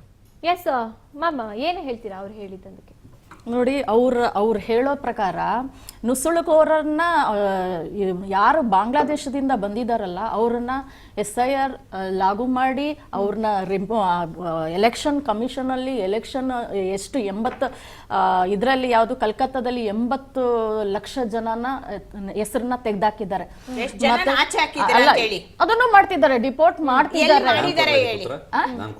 ಅಲ್ಲ, ಡಿಪೋರ್ಟ್ ಮಾಡ್ತಿದ್ದಾರೆ. ಇವ್ರು ಅವಾಗ್ಲೇ ಕೈ ಎತ್ತಿದ್ರು. ಸರಿ ಸರಿ ಸರಿ. ನೋಡಿ, ಈಗ ಅವರು ಕಾಂಗ್ರೆಸ್ ವಕ್ತಾರರು ಅವರು ಮಾತಾಡ್ತಿದ್ದಾರೆ, ಅವರು ವಕ್ತಾರರು ಅವ್ರಿಗೆ ಗೌರವವನ್ನು ಕೊಡ್ತೇವೆ. ಆಮೇಲೆ ಏನೋ ಮಾನ ಮರ್ಯಾದೆ ಇಲ್ಲದೆ ಹಾಗೆ ಹೀಗೆ ಅಂತಂದ್ರು, ಆ ಮಾತುಗಳನ್ನು ನಾನು ಒಪ್ಪಲ್ಲ. ಅದೇ ಪದಪುಂಜವನ್ನು ನಾನು ಬಳಸಬೇಕಾದ್ರೆ ಇದೇ Manmohan Singh on the floor of the house when he was the prime minister of India, ಈ ದೇಶದ ನೈಸರ್ಗಿಕ ಸಂಪತ್ತಿನ ಮೇಲೆ ಮುಸ್ಲಿಮರಿಗೆ ಮೊದಲನೇ ಆದ್ಯತೆ ಅಂತ ಹೇಳಿದ್ರು. ಮರ್ತಿರ್ಬೇಕು ಪಾಪ ಮೇಡಮ್ ಅವರು. ಅಂದ್ರೆ ನಾವು ಹಿಂದೂಗಳು ನಿಮಗೆ ಓಟೆ ಹಾಕಿಲ್ಲ, ನಿಮಗೆ ನಾವು ರಕ್ಷಣೆಯನ್ನು ಮಾಡಿಲ್ಲ, ನಿಮಗೆ ನಾವು ಅಧಿಕಾರನೇ ಕೊಟ್ಟಿಲ್ಲ. ಆಮೇಲೆ ಡೆವಲಪ್ಮೆಂಟ್ ವಿಚಾರ ಅಂತ ಇವರು ಮಾತಾಡಬೇಕು ಅಂತ ಹೇಳ್ತಾರೆ. ಕಾಂಗ್ರೆಸ್ನವರು 2004ರಲ್ಲಿ ಅಧಿಕಾರಕ್ಕೆ ಬಂದು 2014ರಲ್ಲಿ ಅಧಿಕಾರ ಕಳ್ಕೊಳ್ತಾರೆ, UPA 1 and 2. ಆಗ ನಮ್ಮ ದೇಶದಲ್ಲಿದ್ದಂತಹ ರೈಲ್ವೆ ಲೈನ್ಗಳಲ್ಲಿ ಎರಡೂ ಕಡೆ ಗೇಜ್ ಎಷ್ಟು ಕಡೆ ಇತ್ತು, ಎಷ್ಟು ಕಡೆ ಎಲೆಕ್ಟ್ರಿಫಿಕೇಶನ್ ಇರಲಿಲ್ಲ, ಈಗ ಎಷ್ಟಾಗಿದೆ. ದೇಶದಲ್ಲಿರುವ ಲಕ್ಷಾಂತರ ಸಂಖ್ಯೆಯ ಹಳ್ಳಿಗಳು ಎಷ್ಟು, ಅದರಲ್ಲಿ ಕಟ್ಟ ಕಡೆಯ ಹಳ್ಳಿಗೂ ಸಹ ವಿದ್ಯುತ್ ಶಕ್ತಿಯ ಸೌಲಭ್ಯವನ್ನು ಕೊಟ್ಟಿದ್ದಾರೆ. ಆಮೇಲೆ national highway of authority of India, ಅದನ್ನು ನೀವು ಸ್ಟಡಿ ಮಾಡಿದ್ರೆ ಯಾವ್ಯಾವ ರಾಜ್ಯದಲ್ಲಿ ಯಾವ್ಯಾವ ಪಟ್ಟಣಗಳಿಂದ ಯಾವ್ಯಾವ ಡಿಸ್ಟ್ರಿಕ್ಟ್ಗಳಿಗೆ ಗೋಲ್ಡನ್ ಕ್ವಾಡ್ರಿಲ್ಯಾಟರಲ್ ಆಗಿದೆ, ಎಲ್ಲೆಲ್ಲಿ ಎಕ್ಸ್ಪ್ರೆಸ್ ಹೈವೇಗಳಾಗಿವೆ. ಒಬ್ಬ ರೈತನಿಗೆ ತನ್ನ ಒಂದು ಸಣ್ಣದ ಹಳ್ಳಿಯಲ್ಲಿ ಒಂದು 5 ಮನೆ ಇದ್ರೂ ಪ್ರಧಾನಮಂತ್ರಿ ಗ್ರಾಮೀಣ ಸಡಕ್ ಯೋಜನಾ ಅಂತ ಹೇಳಿ ವಾಜಪೇಯಿ ಅವರು ಶುರು ಮಾಡಿದ್ದನ್ನ ಮೋದಿ ಸರ್ಕಾರ ಅದನ್ನ ಅವರು ನಡೆಸ್ಕೊಂಡೇ ಬರ್ತಾ ಇದ್ದಾರೆ. ಡೆವಲಪ್ಮೆಂಟೇ ಆಗಿಲ್ಲ, ಏನೂ ಆಗಿಲ್ಲ ಅಂತೇಳಿ ಈ ರೀತಿ ಸುಳ್ಳನ್ನು ಹೇಳಬಾರದು. ನೋಡಿ, ಕಾಂಗ್ರೆಸ್ ಪಕ್ಷ ಇದೆಯಲ್ಲ, ಅದು ಹೇಳಿ ಕೇಳಿ ಮುಸ್ಲಿಮರನ್ನ ಓಲೈಕೆ ಮಾಡ್ತಾ ಇರೋದು ಈಗ ನಿನ್ನೆಯಿಂದಲ್ಲ. ಸ್ವಾತಂತ್ರ್ಯ ಸಿಗುವುದಕ್ಕೆ ಮೊದಲೇ 1921ರಿಂದ 1924 ತನಕ ಟರ್ಕಿ ದೇಶದಲ್ಲಿ ಒಬ್ಬ ಖಲೀಫನಿಗೆ ಅಧಿಕಾರ ಹೋಯ್ತು ಅಂತ ಹೇಳಿ ಭಾರತ ದೇಶದಲ್ಲಿ ಇಲ್ಲಿ ಖಿಲಾಫತ್ ಮೂವ್ಮೆಂಟ್ ಅನ್ನ ಮಾಡ್ತಾರೆ. ದೇಶದಲ್ಲಿರುವ ಎಲ್ಲ ಮುಸಲ್ಮಾನರನ್ನ ಒಂದೆಡೆ ತಂದು, ಒಂದು ಅಂಬ್ರೆಲಾ ಕಡೆ ತಂದು ಖಿಲಾಫತ್ ಮೂವ್ಮೆಂಟ್ ಅನ್ನ ಮಾಡಿ ಭಾರತದಲ್ಲಿ ಸಕ್ಸಸ್ ಮಾಡ್ತಾರೆ. ಆದರೆ ಇದೇ ಕಾಂಗ್ರೆಸ್ ಪಕ್ಷ ಒಬ್ಬ ಕಾವಿದಾರಿ ಸನ್ಯಾಸಿನಿಗಾಗಲಿ, ಒಬ್ಬ ಋಷಿಗಾಗಲಿ, ಒಬ್ಬ ಮುನಿಗಾಗಲಿ ಯಾವುದಾದರೆ ಒಂದು ಕಾಂಗ್ರೆಸ್ ಕಚೇರಿಯಲ್ಲೋ ಒಂದು ಕಾಂಗ್ರೆಸ್ ಚೀಫ್ ಮಿನಿಸ್ಟರ್ ಮನೆಯಲ್ಲೋ ಕೂಡಿಸಿ ಅವರ ಗಂಟ್ಲಲ್ಲಿ ಒಂದೇ ಒಂದು ಸ್ಪೂನನ್ನು ಅವ್ರ ಬಾಯಿಗೆ ಹಾಕದಂಥ ಇತಿಹಾಸ ಇಲ್ಲ. ಈಗ ಇವ್ರು ಹೇಳಿದ್ರು ಡೆವಲಪ್ಮೆಂಟ್ ವಿಚಾರದ ಮೇಲೆ ಎಲೆಕ್ಷನ್ಗೆ ಹೋಗ್ಬೇಕು ಅಂತ, ಅದನ್ನು ನಾನು ಒಪ್ತೇನೆ, ಬಿಜೆಪಿಯವರು ಒಪ್ತೀರಿ, ನೀವು ಒಪ್ತಾರೆ, ದೇಶದ ಸಮಸ್ತ ನಾಗರಿಕರು ಒಪ್ತಾರೆ. ಆದರೆ ಖರ್ಗೆ ಅವರು ಇವತ್ತು ಉಪಯೋಗಿಸಿದಂಥ ಭಾಷೆ ಯಾಕೆ ಎಲೆಕ್ಷನ್ ಸ್ಪೀಚ್ ಮಾಡಬೇಕಾದ್ರೆ ಅವರ ಬಾಯಲ್ಲಿ ಕುರಾನ್ ಅಂತ ಬರುತ್ತೆ, ಯಾಕೆ ಎಲೆಕ್ಷನ್ ಸ್ಪೀಚ್ ಮಾಡಬೇಕಾದ್ರೆ ನಮಾಜ್ ಅಂತ ಬರುತ್ತೆ? ಅದನ್ನ ಅವರು ಬೇರೆ ರೀತಿಯಲ್ಲಿ ಹೇಳ್ಬಹುದು. ಸಮಾಜದಲ್ಲಿ ಬೆಂಕಿ ಹಚ್ಚೋರನ್ನ ಜಾತಿಗಳ ನಡುವೆ, ಧರ್ಮಗಳ ನಡುವೆ ವೈಮನಸ್ಸೆ ಯಾರು ಮೂಡಿಸ್ತಾರೆ ಅವ್ರ ಮೇಲೆ ಕಟ್ಟುನಿಟ್ಟಾದ ಕಾನೂನಿನ ಕ್ರಮವನ್ನ ತಗೊಳ್ಳೋಣ. ಈ ದೇಶ ಸಂವಿಧಾನದ ಆಶಯದ ಅಡಿಯಲ್ಲಿ ನಡೀತಾ ಇದೆ ಅನ್ನೋದು ಖರ್ಗೆ ಅವ್ರಿಗೆ ಜ್ಞಾಪಕ ಇಲ್ವಾ? ಎಸ್, ಇರಿ ಸರ್ ಮಾತಾಡ್ತಾ ಹೋಗೋಣ. ಫಕ್ರುದ್ದೀನ್ ಸರ್, 3 ಜನ ಮಾತನಾಡಿದ್ದನ್ನ ಕೇಳಿಸ್ಕೊಂಡ್ರಿ. ನೀವು ಮೊದಲು ಹೇಳಿದ್ದ ಅನಿಸಿಕೆಗೂ ಈಗಿಗೂ ಅದನ್ನೇ ನಿಲ್ತೀರಾ? ನೀವು ಅದೇ ನಿಲುವಲ್ಲೇ ನಿಲ್ತೀರಾ ಅಥವಾ ಏನಾದ್ರೂ ಬದಲಾವಣೆ ಮಾಡ್ಕೋತೀರಾ? ಏನು ನಮ್ಮ RSS ಮುಖಂಡರಾಗಿರೋರು ಹೇಳಿದ್ರು, ನಾನು ಇಲ್ಲ RSS ಮುಖಂಡರು ಯಾರು ಇಲ್ಲಪ್ಪ, ಪ್ಲೀಸ್ ಡು ನಾಟ್ ಮಿಸ್ಗೈಡ್. ಸರಿ, ಓಕೆ. ಇವಾಗ ಏನ್ ಇವ್ರು ಹೇಳಿದ್ರು, ಏನು ನಾವು ಭಾರತದಲ್ಲಿರುವ ಮುಸ್ಲಿಮ್ಸ್ ಅನ್ನ ಒಪ್ಪುತ್ತೇವೆ, ಮನಸ್ಥಿತಿ ಇರಾನ್ ಇರೋರ್ನ ಒಪ್ಪಲ್ಲ. ಮೇಡಮ್, ಒಳ್ಳೆ ಮುಸಲ್ಮಾನ ಅಥವಾ ಕೆಟ್ಟ ಮುಸಲ್ಮಾನ, ನಾವು ಒಪ್ಪುವ ಮುಸಲ್ಮಾನ ಅಂತ ಸರ್ಟಿಫಿಕೇಟ್ ಕೊಡೋರು ಇವ್ರು ಯಾರಂತ ನಮ್ಗೆ ಗೊತ್ತಿಲ್ಲ. ನಾನು ಈ ದೇಶದ ಪ್ರಜೆ, ನಾನು ಈ ದೇಶದ ಅಷ್ಟೇ ಪ್ರಜೆ. ಟ್ಯಾಕ್ಸ್ ಪೇಯರು, ನಾನು ಈ ದೇಶದ ಬಹುಸಂಖ್ಯಾತ ಹಿಂದೂ. ನಿಮ್ಮ ಧರ್ಮವನ್ನ ಹೊರಗಡೆಯಿಂದ ನೀವು ಮಾತಾಡೋ ಟೈಮಲ್ಲಿ ನಾನು ಒಂದು ಚೂರು ಕೂಡ ಮಾತಾಡಿಲ್ಲ. ಕೇಳಿದ್ರೆ ಅದಕ್ಕೆ ನನ್ನ ವಿರೋಧ ಇದೆ. ಒಂದ್ ನಿಮಿಷ. ಸ್ವಾತಂತ್ರ್ಯದ ಹೋರಾಟದಲ್ಲಿ RSS ನ ಒಂದು ಕಾಂಟ್ರಿಬ್ಯೂಷನ್ ಶೂನ್ಯ. ನಾವು ಮುಸ್ಲಿಂ ಮುಖಂಡರು ಕೇಳುವ ಸಂಸ್ಕೃತಿ ಇರಬೇಕು, ಕೇಳುವ ಸಂಸ್ಕೃತಿ ಇರಬೇಕು. ಪಾಯಿಂಟ್ ಮಾಡ್ಕೊಂಡಿರಿ ಸರ್, ಅವ್ರ ಆನ್ಸರ್ ಕೊಟ್ಟಾಗ ನೀವು ಅದಕ್ಕೆ ಆನ್ಸರ್ ಕೊಡಿ. ಮುಸ್ಲಿಂ ಮುಖಂಡರು, ಅನೇಕ ಮುಖಂಡರುಗಳು, ಮೌಲ್ವೀಸ್ ಇರ್ಬೋದು, ಮುಲ್ಲಾಸ್ ಇರ್ಬೋದು, ಅನೇಕ ನಾಯಕರು ಇರ್ಬೋದು, ನಾವು ಈ ದೇಶದ ಸ್ವಾತಂತ್ರ್ಯ ಹೋರಾಟಕ್ಕೋಸ್ಕರ ನಮ್ಮ ಆತ್ಮ ಆಹುತಿಯನ್ನು ಕೊಟ್ಟಿದ್ದೀವಿ. ಅದಕ್ಕೆ ಮೊದಲನೇದಾಗಿ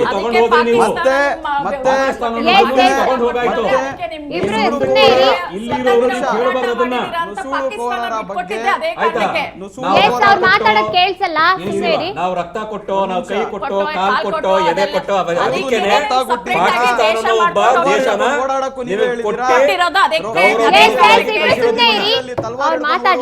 ನೀವೇ ಮಾಡ್ತೀರಾ ಹಾಗೆ. ಆಮೇಲೆ ನುಸುಳುಕೋರರ ಬಗ್ಗೆ ಮಾತಾಡ್ತಿರೋ ಬಿಜೆಪಿ ಅವರು ನನ್ಗೆ ಹಾಸ್ಯ. ಸೆಂಟ್ರಲ್ ಗೌರ್ಮೆಂಟ್ ಅವ್ರದ್ದು ಹೇಗ್ ಬರ್ತಾ ಇದಾರಂತಾನೆ ಗೊತ್ತಿಲ್ಲ. ಬಿಡ್ತಾ ಇದ್ದಾರಲ್ಲ ಮಮತಾ ಬ್ಯಾನರ್ಜಿ ಅವರು. ಮೇಡಮ್, ನೀವೇನ್ ಮಾಡ್ತಿದ್ದೀರಾ? ಸೆಂಟ್ರಲ್ ಗವರ್ನಮೆಂಟ್ ಗೆ ಸಪೋರ್ಟ್ ಮಾಡ್ತಾ ಇಲ್ವಲ್ಲ, ಅಲ್ಲಿ ಬರ್ತಾ ಇದ್ದಾರೆ. ತಮ್ಮ ಒಂದು ಸರ್ಕಾರ, ಕೇಂದ್ರ ಸರ್ಕಾರ ಏನ್ ಮಾಡ್ತಿದೆ? ಸುಮ್ಮನೆ ನಿದ್ದೆ ಮಾಡ್ತಾ ಇದೆಯಾ? ಸುಮ್ಮನೆ ನಿದ್ದೆ ಮಾಡ್ತಾ ಇದೆಯಾ? ಅಲ್ಲ, ಏರ್ಪೋರ್ಟ್ ಅಲ್ಲಿ ಒಂದು ಗ್ರಾಮ್ ಚಿನ್ನ ತಗೊಂಡ್ ಬರಕ್ ಆಗಲ್ಲ. RDX ಗಳು ಯಾವ ತರ ಬರ್ತಾ ಇದೆ ಹೇಳಿ. ಆಮೇಲೆ ಒಂದ್ ನಿಮಿಷ, ಪ್ರಶ್ನೆ ಇದೆ ನಮ್ದು. Let me complete. ಓಲೈಕೆ ರಾಜಕೀಯ ಒಂದ್ ನಿಮಿಷ, ನೀವು ಮಾತಾಡಕ್ಕೆ ಅವಕಾಶ ಕೊಡ್ತೀನಿ. ಗಂಟೆ ಮಾತಾಡಿ, ನಾನು ಮುಗಿಸ್ಬಿಡ್ತೀನಿ. ಒಂದ್ ನಿಮಿಷ, ನಾನು ಮುಗಿಸ್ಬಿಡ್ತೀನಿ. ಮಾತಾಡಕ್ಕೆ ಬಿಡಲ್ವಲ್ರಿ? ಮಾತಾಡಕ್ಕಂತೂ ಬಿಡಿ. ಇವಾಗ ಏನು ಇವರು ಬಿಜೆಪಿ ವಕ್ತಾರರು ಹೇಳ್ಬೋದು, ರಾಜಕೀಯ ಏನೋ ಓಲೈಕೆ ರಾಜಕೀಯ ಕಾಂಗ್ರೆಸ್ ಮಾಡ್ತಿದೆ. ದಾವಣಗೆರೆಯಲ್ಲಿ ತಾವೇನ್ ಮಾಡ್ತಿದ್ದೀರಾ? ಅಯ್ಯೋ ಮುಸಲ್ಮಾನರಿಗೆ ಏನೋ ಮೋಸ ಆಗ್ಬಿಡ್ತು, ಅವ್ರಿಗೆ ಸೀಟ್ ಕೊಡ್ಬೇಕಾಗಿರೋ. ದಾವಣಗೆರೆಯಲ್ಲಿ ಮುಸ್ಲಿಮರ ಮೇಲೆ ಪ್ರೀತಿ, ಬಾಗಲಕೋಟೆಯಲ್ಲಿ ದ್ವೇಷನಾ? ಈ ಇವಾಗ ಎರಡು ಮುಖದ ಒಂದು ಏನು ಆಟ ಯಾರು ಆಡ್ತಿರೋದು? ಬಿಜೆಪಿ ಅವ್ರು ಆಡ್ತಾ ಇದ್ದಾರೆ.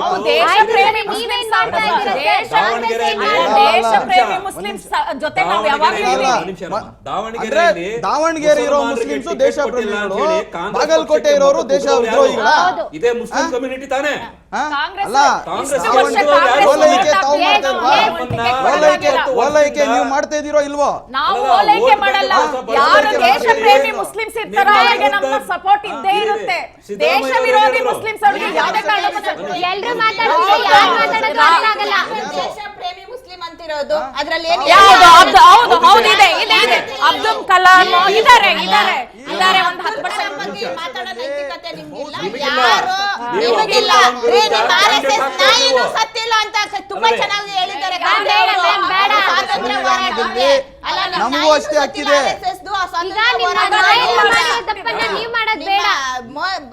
ಖರ್ಗೆಜಿ ತುಂಬಾ ಚೆನ್ನಾಗಿ ಹೇಳಿದ್ದಾರೆ. ಅವರಿಗೆ ತಲೆ ಇಲ್ಲ, ತುಂಬಾ ತಲೆ ಇದೆ.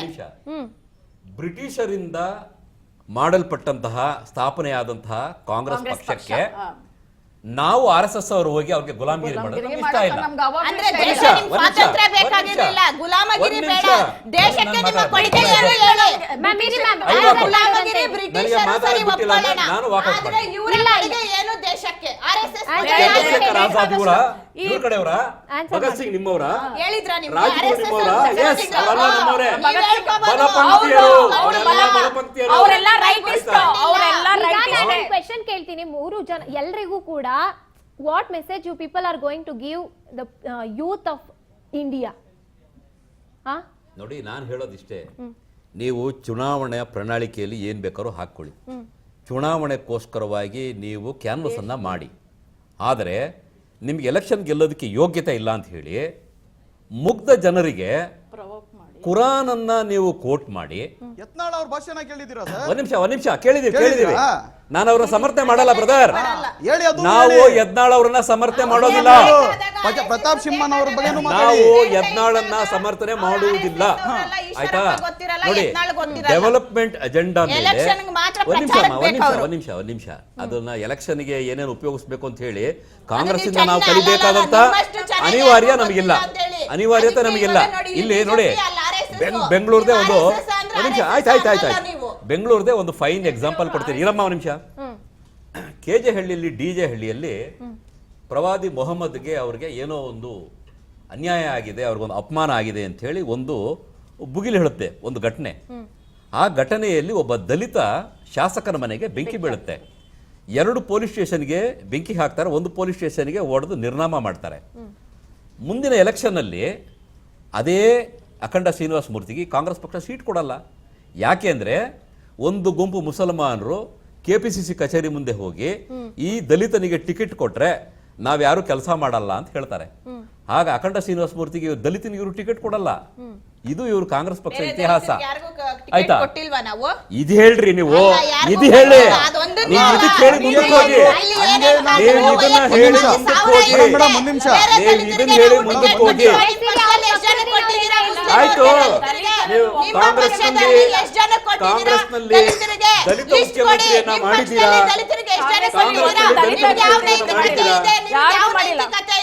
ನಮ್ಮ AICC ಅಧ್ಯಕ್ಷರೇ ದಲಿತರು, ನಿಮ್ಗೆ ಪ್ರಶ್ನೆ ಮಾಡೋ ನೈತಿಕತೆ ಅವ್ರು ಯಾಕೆ ಇಲ್ಲ. ನೀವು ಚೀಫ್ ಮಿನಿಸ್ಟರ್ ಮಾಡ್ಲಿಲ್ಲ? ಖರ್ಗೆ ಅವ್ರಿಗೆ ಯಾಕೆ ಚೀಫ್ ಮಿನಿಸ್ಟರ್ ಮಾಡಿಲ್ಲ? ಪರಮೇಶ್ವರ್ ಅವ್ರಿಗೆ ಯಾಕೆ ಮಾಡಿಲ್ಲ? ನೀವು ಹೇಳಿದ್ರಾ? ನಿಮ್ಗೆ ಹೇಳಿದಾರ? ಖರ್ಗೆ ಹೌದು ಹೇಳಿದ್ದಾರೆ, ನನಗೆ ಹೇಳಿದ್ದಾರೆ. ನನಗೊಂದ್ಸಾರಿ ಸಿಕ್ಕಿದಾಗ ಕಾಂಗ್ರೆಸ್ ಪಕ್ಷ ಅನ್ಯಾಯ ಮಾಡಿದೆ ಭಾಸ್ಕರ್ ಅವರೇ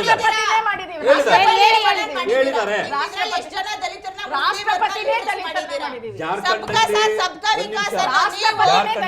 ಜನ ದಲಿತರನ್ನ ಮಾಡಿದ್ದೀರಾ?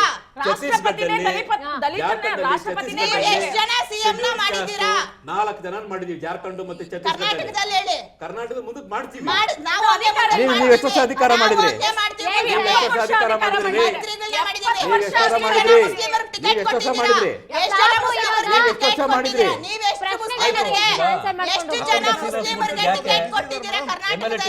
ಬಿಜೆಪಿ ಕಾಂಗ್ರೆಸ್ ಇಬ್ರು ಕೂಡ ಒಂದ್ ರೀತಿಯಾಗಿ ದಲಿತರ ದಾಳವನ್ನ ಬಳಸ್ಕೊಂಡು ಯೂಸ್ ಮಾಡ್ಕೊಂಡು ಮಾತಾಡ್ತಾ ಇದ್ದೀರಾ ಅಂತ ಅನಿಸ್ತಿದೆ.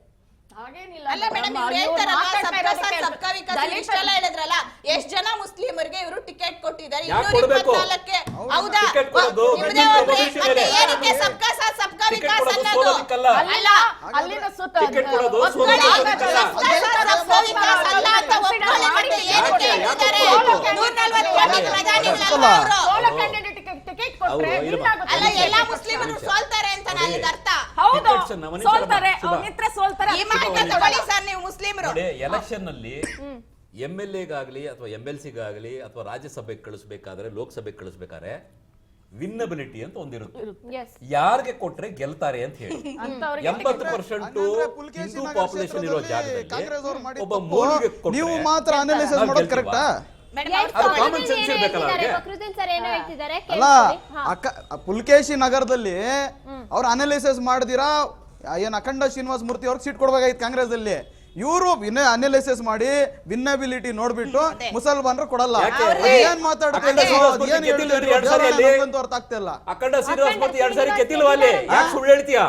2 ಸಾರಿ ಗೆದ್ದಿಲ್ವಾ ಅಲ್ಲಿ? ವಿನ್ನಬಿಲಿಟಿ ಹೇಳ್ತಾ ಇದೀರಲ್ಲ, ಹಂಗ ಕಾಂಗ್ರೆಸ್ ಬಿಜೆಪಿ ಯಾವ ಮುಸಲ್ಮಾನರು ಗೊತ್ತಾಗಲ್ವಾ? ಇಂಥ ರಾಜಕೀಯ ಬಿಡ್ರಿ, ಇಂಥ ರಾಜಕೀಯ ಬಿಡ್ರಿ. It is your package. ನಿಮ್ ಪ್ಯಾಕೇಜ್ ಅದು ವಿಕಾಸ್ ಮಾಡ್ತಿರೋದು. ಇಂಥ ರಾಜಕೀಯ ಬಿಡ್ರಿ.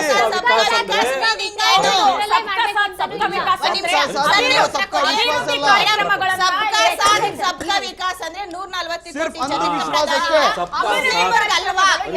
ಒಂದ್ ನಿಮಿಷ, ಮುಸ್ಲಿಮರಿಗೆ ಅವ್ರ ನಾಯಕ ಪ್ರಧಾನಿಗಳು ಅಲ್ವಾ ಉತ್ತರ ಕೊಡ್ಲಿ ಅವರು? ಸಬ್ಕೆ ಸಾಥ್ ಅಂಧವಿಶ್ವಾಸ.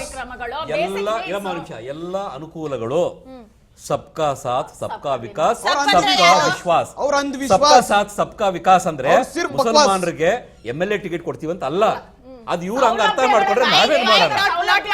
ಇದನ್ನ ಇವ್ರದೇ ವಕ್ತಾರರು ಹೇಳಿದ್ದಾರೆ, ನಾವು ಮುಸ್ಲಿಂ ವಿರೋಧಿಗಳಲ್ಲ, ಸಬ್ಕಾ ಸಾಥ್ ಅಂತ ನಾವು ಹಿಂದೂ ರಾಷ್ಟ್ರ ಮಾಡಬೇಕು ಅಂತ ಮಾಡ್ತಾ ಇಲ್ಲ. ಇವ್ರದೇ ವಕ್ತಾರ ವಕ್ತಾರರು ಬಿಜೆಪಿ ವಕ್ತಾರರು ನನ್ನ ಹತ್ರ ವಿಡಿಯೋ ಇದೆ, ನಾನ್ ತೋರಿಸ್ತೀನಿ, ಇವಾಗ್ಲೂ ಬೇಕಾದ್ರೆ ಪ್ಲೇ ಮಾಡಿ. ನಾವು ಹಿಂದೂ ರಾಷ್ಟ್ರ, ನೀವು ನಾನೇ ಪ್ರಶ್ನೆ ಮಾಡಿದೀನಿ ಹಿಂದೂ ರಾಷ್ಟ್ರ ಕಟ್ತೀವಿ ಅಂತ ಬಂದು, ಮತ್ತೆ ಅಖಂಡ ಭಾರತ ಏನ್ ಇವ್ರು ಮಾಡ್ತಿರೋದು? ವಾಟ್ ಈಸ್ ಮೀನ್ ಬೈ ಅಖಂಡ ಭಾರತ? ಹೇಳಿ ಉತ್ತರ. ಇವ್ರ ಪ್ರಕಾರ ಈಗ ಸಬ್ಕಾ ಸಾಥ್ ನಮ್ಮ ಸಬ್ಕಾ ವಿನಾಶ್ ಪ್ರೊಪಗಂಡಲ್ಲಿ, ನಮ್ಮ ವಿಕಾಸ್ ಅಂತಿದ್ದಾರೆ. ಮ್ಯಾನಿಫೆಸ್ಟೋಲ್ಲಿ ಅಖಂಡ ಭಾರತ ಇಲ್ಲ. ಒಂದು ನಿಮಿಷ. ಯಾರ manifesto? BJP the RSS the? ಯಾವ ಮ್ಯಾನಿಫೆಸ್ಟೋ ಇಲ್ಲ. ಶಿವಸೇನೆದು. ಶಿವಸೇನೆದ್ ಮಾತಾಡಿ, ಮತ್ತೆ ಆಯ್ತಾ? ಬಿಜೆಪಿ ಮಾತಾಡ್ಬೇಡಿ. ನಾನ್ ಮಾತಾಡ್ತಾ ಇಲ್ವಲ್ಲ. ಓಕೆ. ಏನು ಅಂದ್ರೆ ನಾವು ಹಿಂದೂ ರಾಷ್ಟ್ರ ಮಾಡ್ಬಿಡ್ತೀವಿ ಅಂದ್ರೆ ಅದರ ಅರ್ಥ ಏನು ಅಂದ್ರೆ, ಭಗವಂತ ಶ್ರೀರಾಮಚಂದ್ರರು ಆಗಿನ ಕಾಲದಲ್ಲಿ ಬದುಕಿದ್ರಲ್ಲ, ಧರ್ಮಸಮ್ಮತವಾಗಿ ನ್ಯಾಯಸಮ್ಮತವಾಗಿ ಅವತ್ತೇನು ರಾಜ್ಯಭಾರವನ್ನ ಮಾಡಿದ್ರು ಅದನ್ನ ಮರುಕಳಿಸಿ ತರುವುದೇ ಹಿಂದೂ ರಾಷ್ಟ್ರ. ಹಿಂದೂ ರಾಷ್ಟ್ರ ಅಂದ್ರೆ ಮುಸಲ್ಮಾನರನ್ನ ಓಡಿಸೋದಲ್ಲ, ಕ್ರಿಶ್ಚಿಯನ್ಸ್ ಅನ್ನ ಓಡಿಸೋದಲ್ಲ. ನೋಡಿ, ಮುಸಲ್ಮಾನರಿರ್ಲಿ, ಕ್ರಿಶ್ಚಿಯನ್ಸ್ ಇರಲಿ, ಯಹೂದಿಗಳಿರಲಿ ಅಥವಾ ಬೇರೆ ಬೇರೆ ಧರ್ಮದವರಿರಲಿ, ಭಾರತ ದೇಶದಲ್ಲಿ ಹುಟ್ಟಿದ ಮೇಲೆ ಅವರು ಈ ದೇಶದ ಮಕ್ಕಳು, ಈ ದೇಶದ ಪ್ರಜೆಗಳು. ಅದು ಅವರಿಗೆ ಜನ್ಮಭೂಮಿ, ಕರ್ಮಭೂಮಿನೂ ಸಹ. ಇಲ್ಲಿ ಹುಟ್ಟಿದ ಮೇಲೆ ಅವ್ರು ಇಲ್ಲೇ ಸಾಯ್ತಾರೆ, ಇಲ್ಲಿನ ನದಿಯ ನೀರನ್ನೇ ಕುಡಿತಾರೆ, ಇಲ್ಲಿ ಬೆಳೆದಂತಹ ಉತ್ಪನ್ನಗಳನ್ನೇ ತಿಂತಾರೆ, ಇಲ್ಲಿಯ ಗಾಳಿಯನ್ನೇ ಸೇವನೆ ಮಾಡ್ತಾರೆ. ಇದು ಹಿಂದೂ ರಾಷ್ಟ್ರದ ಕಲ್ಪನೆ. ಇವರು ಕೆಲವರು ಏನು ಮಾಡ್ತಾರೆ ಅಂದ್ರೆ, ಈ ಲೆಫ್ಟಿಸ್ಟ್ಗಳು ಮತ್ತು ಬೇರೆ ಐಡಿಯಾಲಜಿ ಇರೋರು ಮುಸಲ್ಮಾನರಿಗೆ ಮತ್ತು RSSನವರಿಗೆ ಬೆಂಕಿ ಇಡಬೇಕಾದ್ರೆ ಏನ್ ಮಾಡ್ತಾರೆ, ಹಿಂದೂ ರಾಷ್ಟ್ರ ಮಾಡ್ಬಿಡ್ತಾರೆ. ಹಿಂದೂ ರಾಷ್ಟ್ರ ಅಂದ್ರೆ ಎಲ್ಲರನ್ನ ಒಳಗೊಂಡದ್ದೇ ಹಿಂದೂ ರಾಷ್ಟ್ರ, ಎಲ್ಲರಿಗೂ ಸಮನಾದ ಅವಕಾಶವನ್ನು ನೀಡುವುದೇ ಹಿಂದೂ ರಾಷ್ಟ್ರ. ಮತ್ತೆ ಒಂದಷ್ಟು MLA ಟಿಕೆಟ್ ಒಂದು 10% 224ರಲ್ಲಿ 4 ಟಿಕೆಟ್ ಕೊಡಿ ಸರ್. ಬರೀ ಬಾಯಿ ಮಾತಲ್ಲಿ ಹೇಳಿದ್ರೆ ಸಾಕಾಗಲ್ಲ, ಮಾತಿಗೆ ಅಷ್ಟೇ ಮಾತು ಬದಲಿಸಿ ಹೇಳಿಕೆ ಕೊಡೋದಲ್ಲ. ಎಂತ ಇಂಪಾರ್ಟೆಂಟ್ ಹಿಂದೂ ರಾಷ್ಟ್ರದ ಡೆಫಿನೇಷನ್ ಅನ್ನು ಹೇಳ್ತಾ ಇದ್ದೀನಿ. ಕಾಂಗ್ರೆಸ್ ವಕ್ತಾರರು ಕಿಂಡಲ್ ಮಾಡ್ತಾ ಇದ್ದಾರೆ. ಇದೇ ತರ ಮಾಡಿ ಮಾಡಿ ಮಾಡಿ ನೋಡಿ, ಇವಾಗ ಏನ್ ದೇಶದ ತುಂಬಾ ಇದ್ರು ಎಲ್ಲರಿಗೂ ಹಕ್ಕಿದೆ ಅಂದ್ಮೇಲೆ ಅವ್ರಿಗೆ ಯಾಕೆ ಹಕ್ಕಿಲ್ಲ? ಇವ್ರು ಯಾಕೆ 224 ವಿಧಾನಸಭಾ ಕ್ಷೇತ್ರದಲ್ಲಿ ಒಂದು ಕ್ಷೇತ್ರದಲ್ಲಿ ಒಂದು ಟಿಕೆಟ್ ಕೊಟ್ಟಿಲ್ಲ ಅನ್ನೋದು ನಮ್ಮ ಈಗ ಪ್ರಶ್ನೆ. ಇವರ ನಾವು ಎಲ್ಲಿಗಾರಂತೀವಿ ದುರ್ದಿನ ಕೇಳ್ತಾ ಹಾಕೊಂಡು ಇದೀವಿ. ಹುಡುಕ್ಬೇಕು. ಒಂದು ತೆಲಂಗಾಣ, ಎಲೆಕ್ಷನ್ ಬಂದಾಗ ಹಿಂದೂ ಮುಸ್ಲಿಂ ಅನ್ನೋದು, ಎಲೆಕ್ಷನ್ ಕರ್ನಾಟಕ. ಸಬ್ಕೆ ಸಾಥ್ ಅನ್ನೋದು. ಎಸ್, ಚರ್ಚೆನ ಮುಂದುವರಿಸ್ತಾ ಹೋಗೋಣ. ಇವಾಗ ಪ್ರಚಾರ ಅಂತ ಬಂದಾಗ ನಾಯಕರುಗಳು ಅಪೋಸಿಷನ್ ಪಾರ್ಟಿ ವಿರುದ್ಧವಾಗಿ ಅಥವಾ ಅವರು ಏನೋ ಅಭಿವೃದ್ಧಿ ಪಡಿಸಿಲ್ಲ, ನಾವು ಈ ಅಭಿವೃದ್ಧಿಯನ್ನ ಮಾಡ್ತೀವಿ, ನಮಗೆ ವೋಟ್ ಹಾಕಿ ಅಂತ ಕೇಳುವಂಥದ್ದು ಕಾಮನ್. ಆದ್ರೆ ಇಲ್ಲಿ ಒಬ್ಬ ನಾಯಕರು, ಇಡೀ ರಾಜ್ಯಗಳು ಡಿಪೆಂಡ್ ಆಗಿರುವಂತಹ ನಾಯಕರು ಈ ರೀತಿಯಾಗಿ ಕೊಟ್ಟಂತ ಹೇಳಿಕೆ ಈಗ ಇಷ್ಟೆಲ್ಲ ಚರ್ಚೆಯನ್ನ ಹುಟ್ಟಾಕಿರುವಂಥದ್ದು. ಇನ್ನು ಫಕ್ರುದ್ದೀನ್ ಸರ್ನ ನಾನು ಮಾತನಾಡಿಸ್ತಾ ಹೋಗ್ತೀನಿ. ನಾನು ಹೇಳ್ದೆ ಸರ್, ಕಾಂಗ್ರೆಸ್ಸು ಅಹಿಂಸೆಯನ್ನ ಸಾರುತ್ತಾ ಬರ್ತಾ ಇರುವಂತ ಒಂದು ಪಕ್ಷ ಅಂತ ಹೇಳ್ಬೋದು. ಯಾಕಂದ್ರೆ ಗಾಂಧಿ ಕಾಲದಿಂದಲೂ ಅಹಿಂಸೆ ಬೇಡ ಅಂತಾನೆ ಅಂದ್ಕೊಂಡು ಬಂದಿದ್ದಂಥದ್ದು. ಇಂಥ ಹಿಂಸೆ ಬೇಡ ಅಂತ ಹೇಳ್ಕೊಂಡು ಬರ್ತಿದ್ದಂಥದ್ದು. ನಾನು ಹಂಗೆ ಹೇಳಕ್ ಹೋಗ್ತಾ ಇದ್ದೀನಿ, ಅಹಿಂಸೆಯನ್ನ ಸಾರೋಣ, ಹಿಂಸೆ ಬೇಡ ಅಂತ ಹೇಳ್ಕೊಂಡು ಬರ್ತಿದ್ದಂಥದ್ದು. ಈಗ ಮಲ್ಲಿಕಾರ್ಜುನ್ ಖರ್ಗೆ ಅವರು ಕೊಟ್ಟಂತ ಹೇಳಿಕೆಯನ್ನ ಏನಾದ್ರೂ ಒಬ್ಬ ಯುವಕ ಇದನ್ನ ನನ್ನ ಧರ್ಮ, ನನ್ನ ಸೈದ್ಧಾಂತಿಕ ನಿಲುವು ಅಂತ ಏನಾದ್ರೂ ಸೀರಿಯಸ್ ಆಗಿ ತಗೊಂಡು ಹೋದ್ರೆ ಏನಾಗ್ಬೋದು ಹಾಗಿದ್ರೆ? ಮೇಡಮ್, ಇವಾಗ ಏನಿದೆ, ಎಲ್ಲರೂ ಎಜುಕೇಟೆಡ್ಸು, ಸರಿನಾ?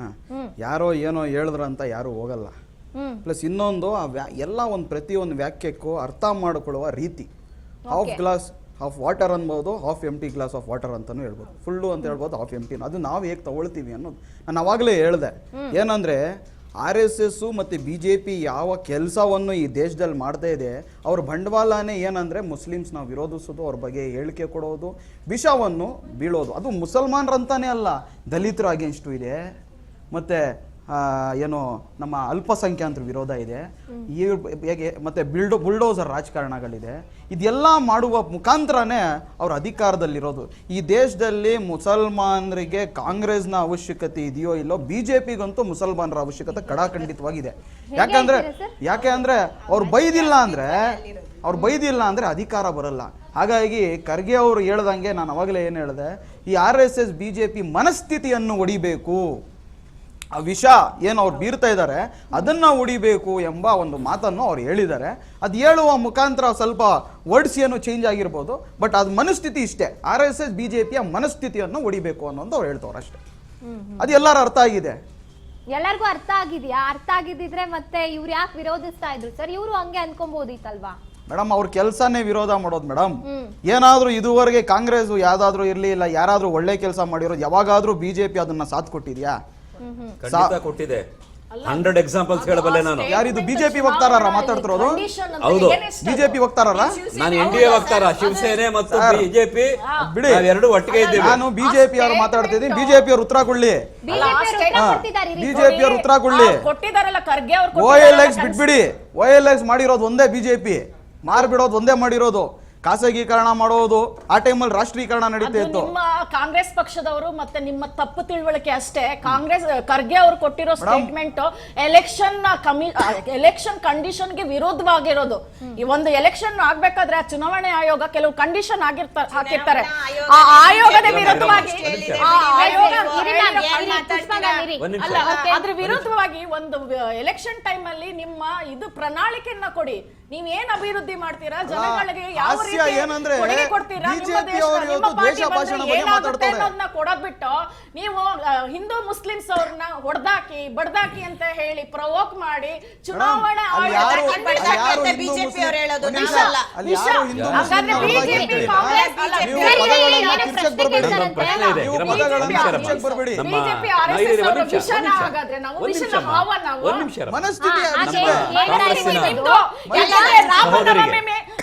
ರಾಮನವಮಿ ಹತ್ರ ಅಥವಾ ಶೋಭಾಯಾತ್ರೆ ಟೈಮ್ ಅಲ್ಲಿ ಕಲ್ಲು ಎಸಿತಿರಲ್ಲ ಖಡ್ಗತ್ತ ಮಂಡ್ಯದಲ್ಲಿ ಶೋಭಾಯಾತ್ರೆ ಮಾಡಿದಾಗ ಕಲ್ಲು ಎಸಿತಿರಲ್ಲ. ಎಷ್ಟು ವರ್ಷದಿಂದಾರು ಮಾಡಿ ಮೇಡಮ್, ನೀವು ಹಿಂದೂ ಅಲ್ವಾ? ನೀವು ಹಿಂದೂ ಅಲ್ವಾ? ಮತ್ತೆ ಅಯೋಧ್ಯೆಯಲ್ಲಿ ಬಿಜೆಪಿ ಯಾಕೆ ಗೆದ್ದಿಲ್ಲ? ರಾಮ ಜನ್ಮಭೂಮಿಯಲ್ಲಿ ಬಿಜೆಪಿ ಯಾಕೆ ಗೆದ್ದಿಲ್ಲ ಅಂದ್ರೆ ಇದೇ ತರ ಸುಳ್ಳು ಹೇಳ್ತೀರಿ ನೀವು. ಜನಗಳ ಮುಂದೆ ಹೋಗಿ ನಿಮ್ಮನ್ನ ಅದು ಮಾಡಿಬಿಡ್ತಾರೆ.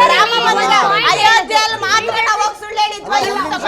ಅಲ್ಲ ನೀವು ಹೇಳೋದಕ್ಕಾದ್ರೆ ಒಂದು ಸೆನ್ಸ್ ಇರಬೇಕು ಸರ್, ಚೆನ್ನಾಗಿ ಕೇಳೋರ್ಗಾದ್ರೂ. ಸುಳ್ಳಿನ ಬಗ್ಗೆ ಹೋಲಿಕೆ ಮಾಡ್ತಾ ಇದ್ದಾರೆ. ಇವರ ಒಂದು ಸ್ಟೇಟ್ಮೆಂಟ್ ಅನ್ನೋದು ಇಲ್ಲ ಮೇಡಮ್ ಇವ್ರಿಗೆ.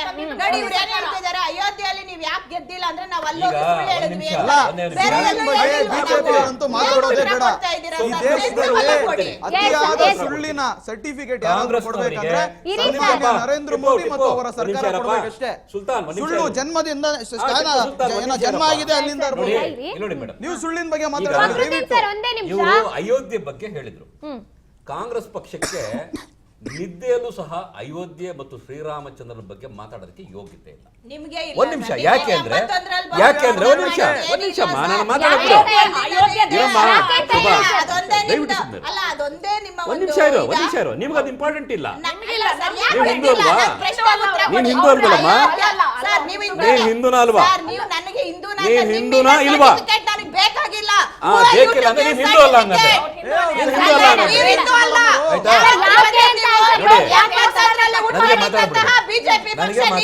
ಸರ್ಟಿಫಿಕೇಟ್ ಕೊಡೋದು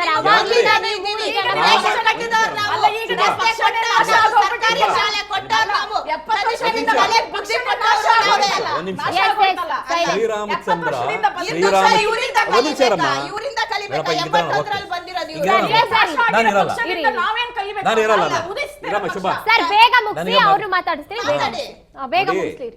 ಶ್ರೀರಾಮಚಂದ್ರ ಭಗವಂತನೇ ಅಲ್ಲ.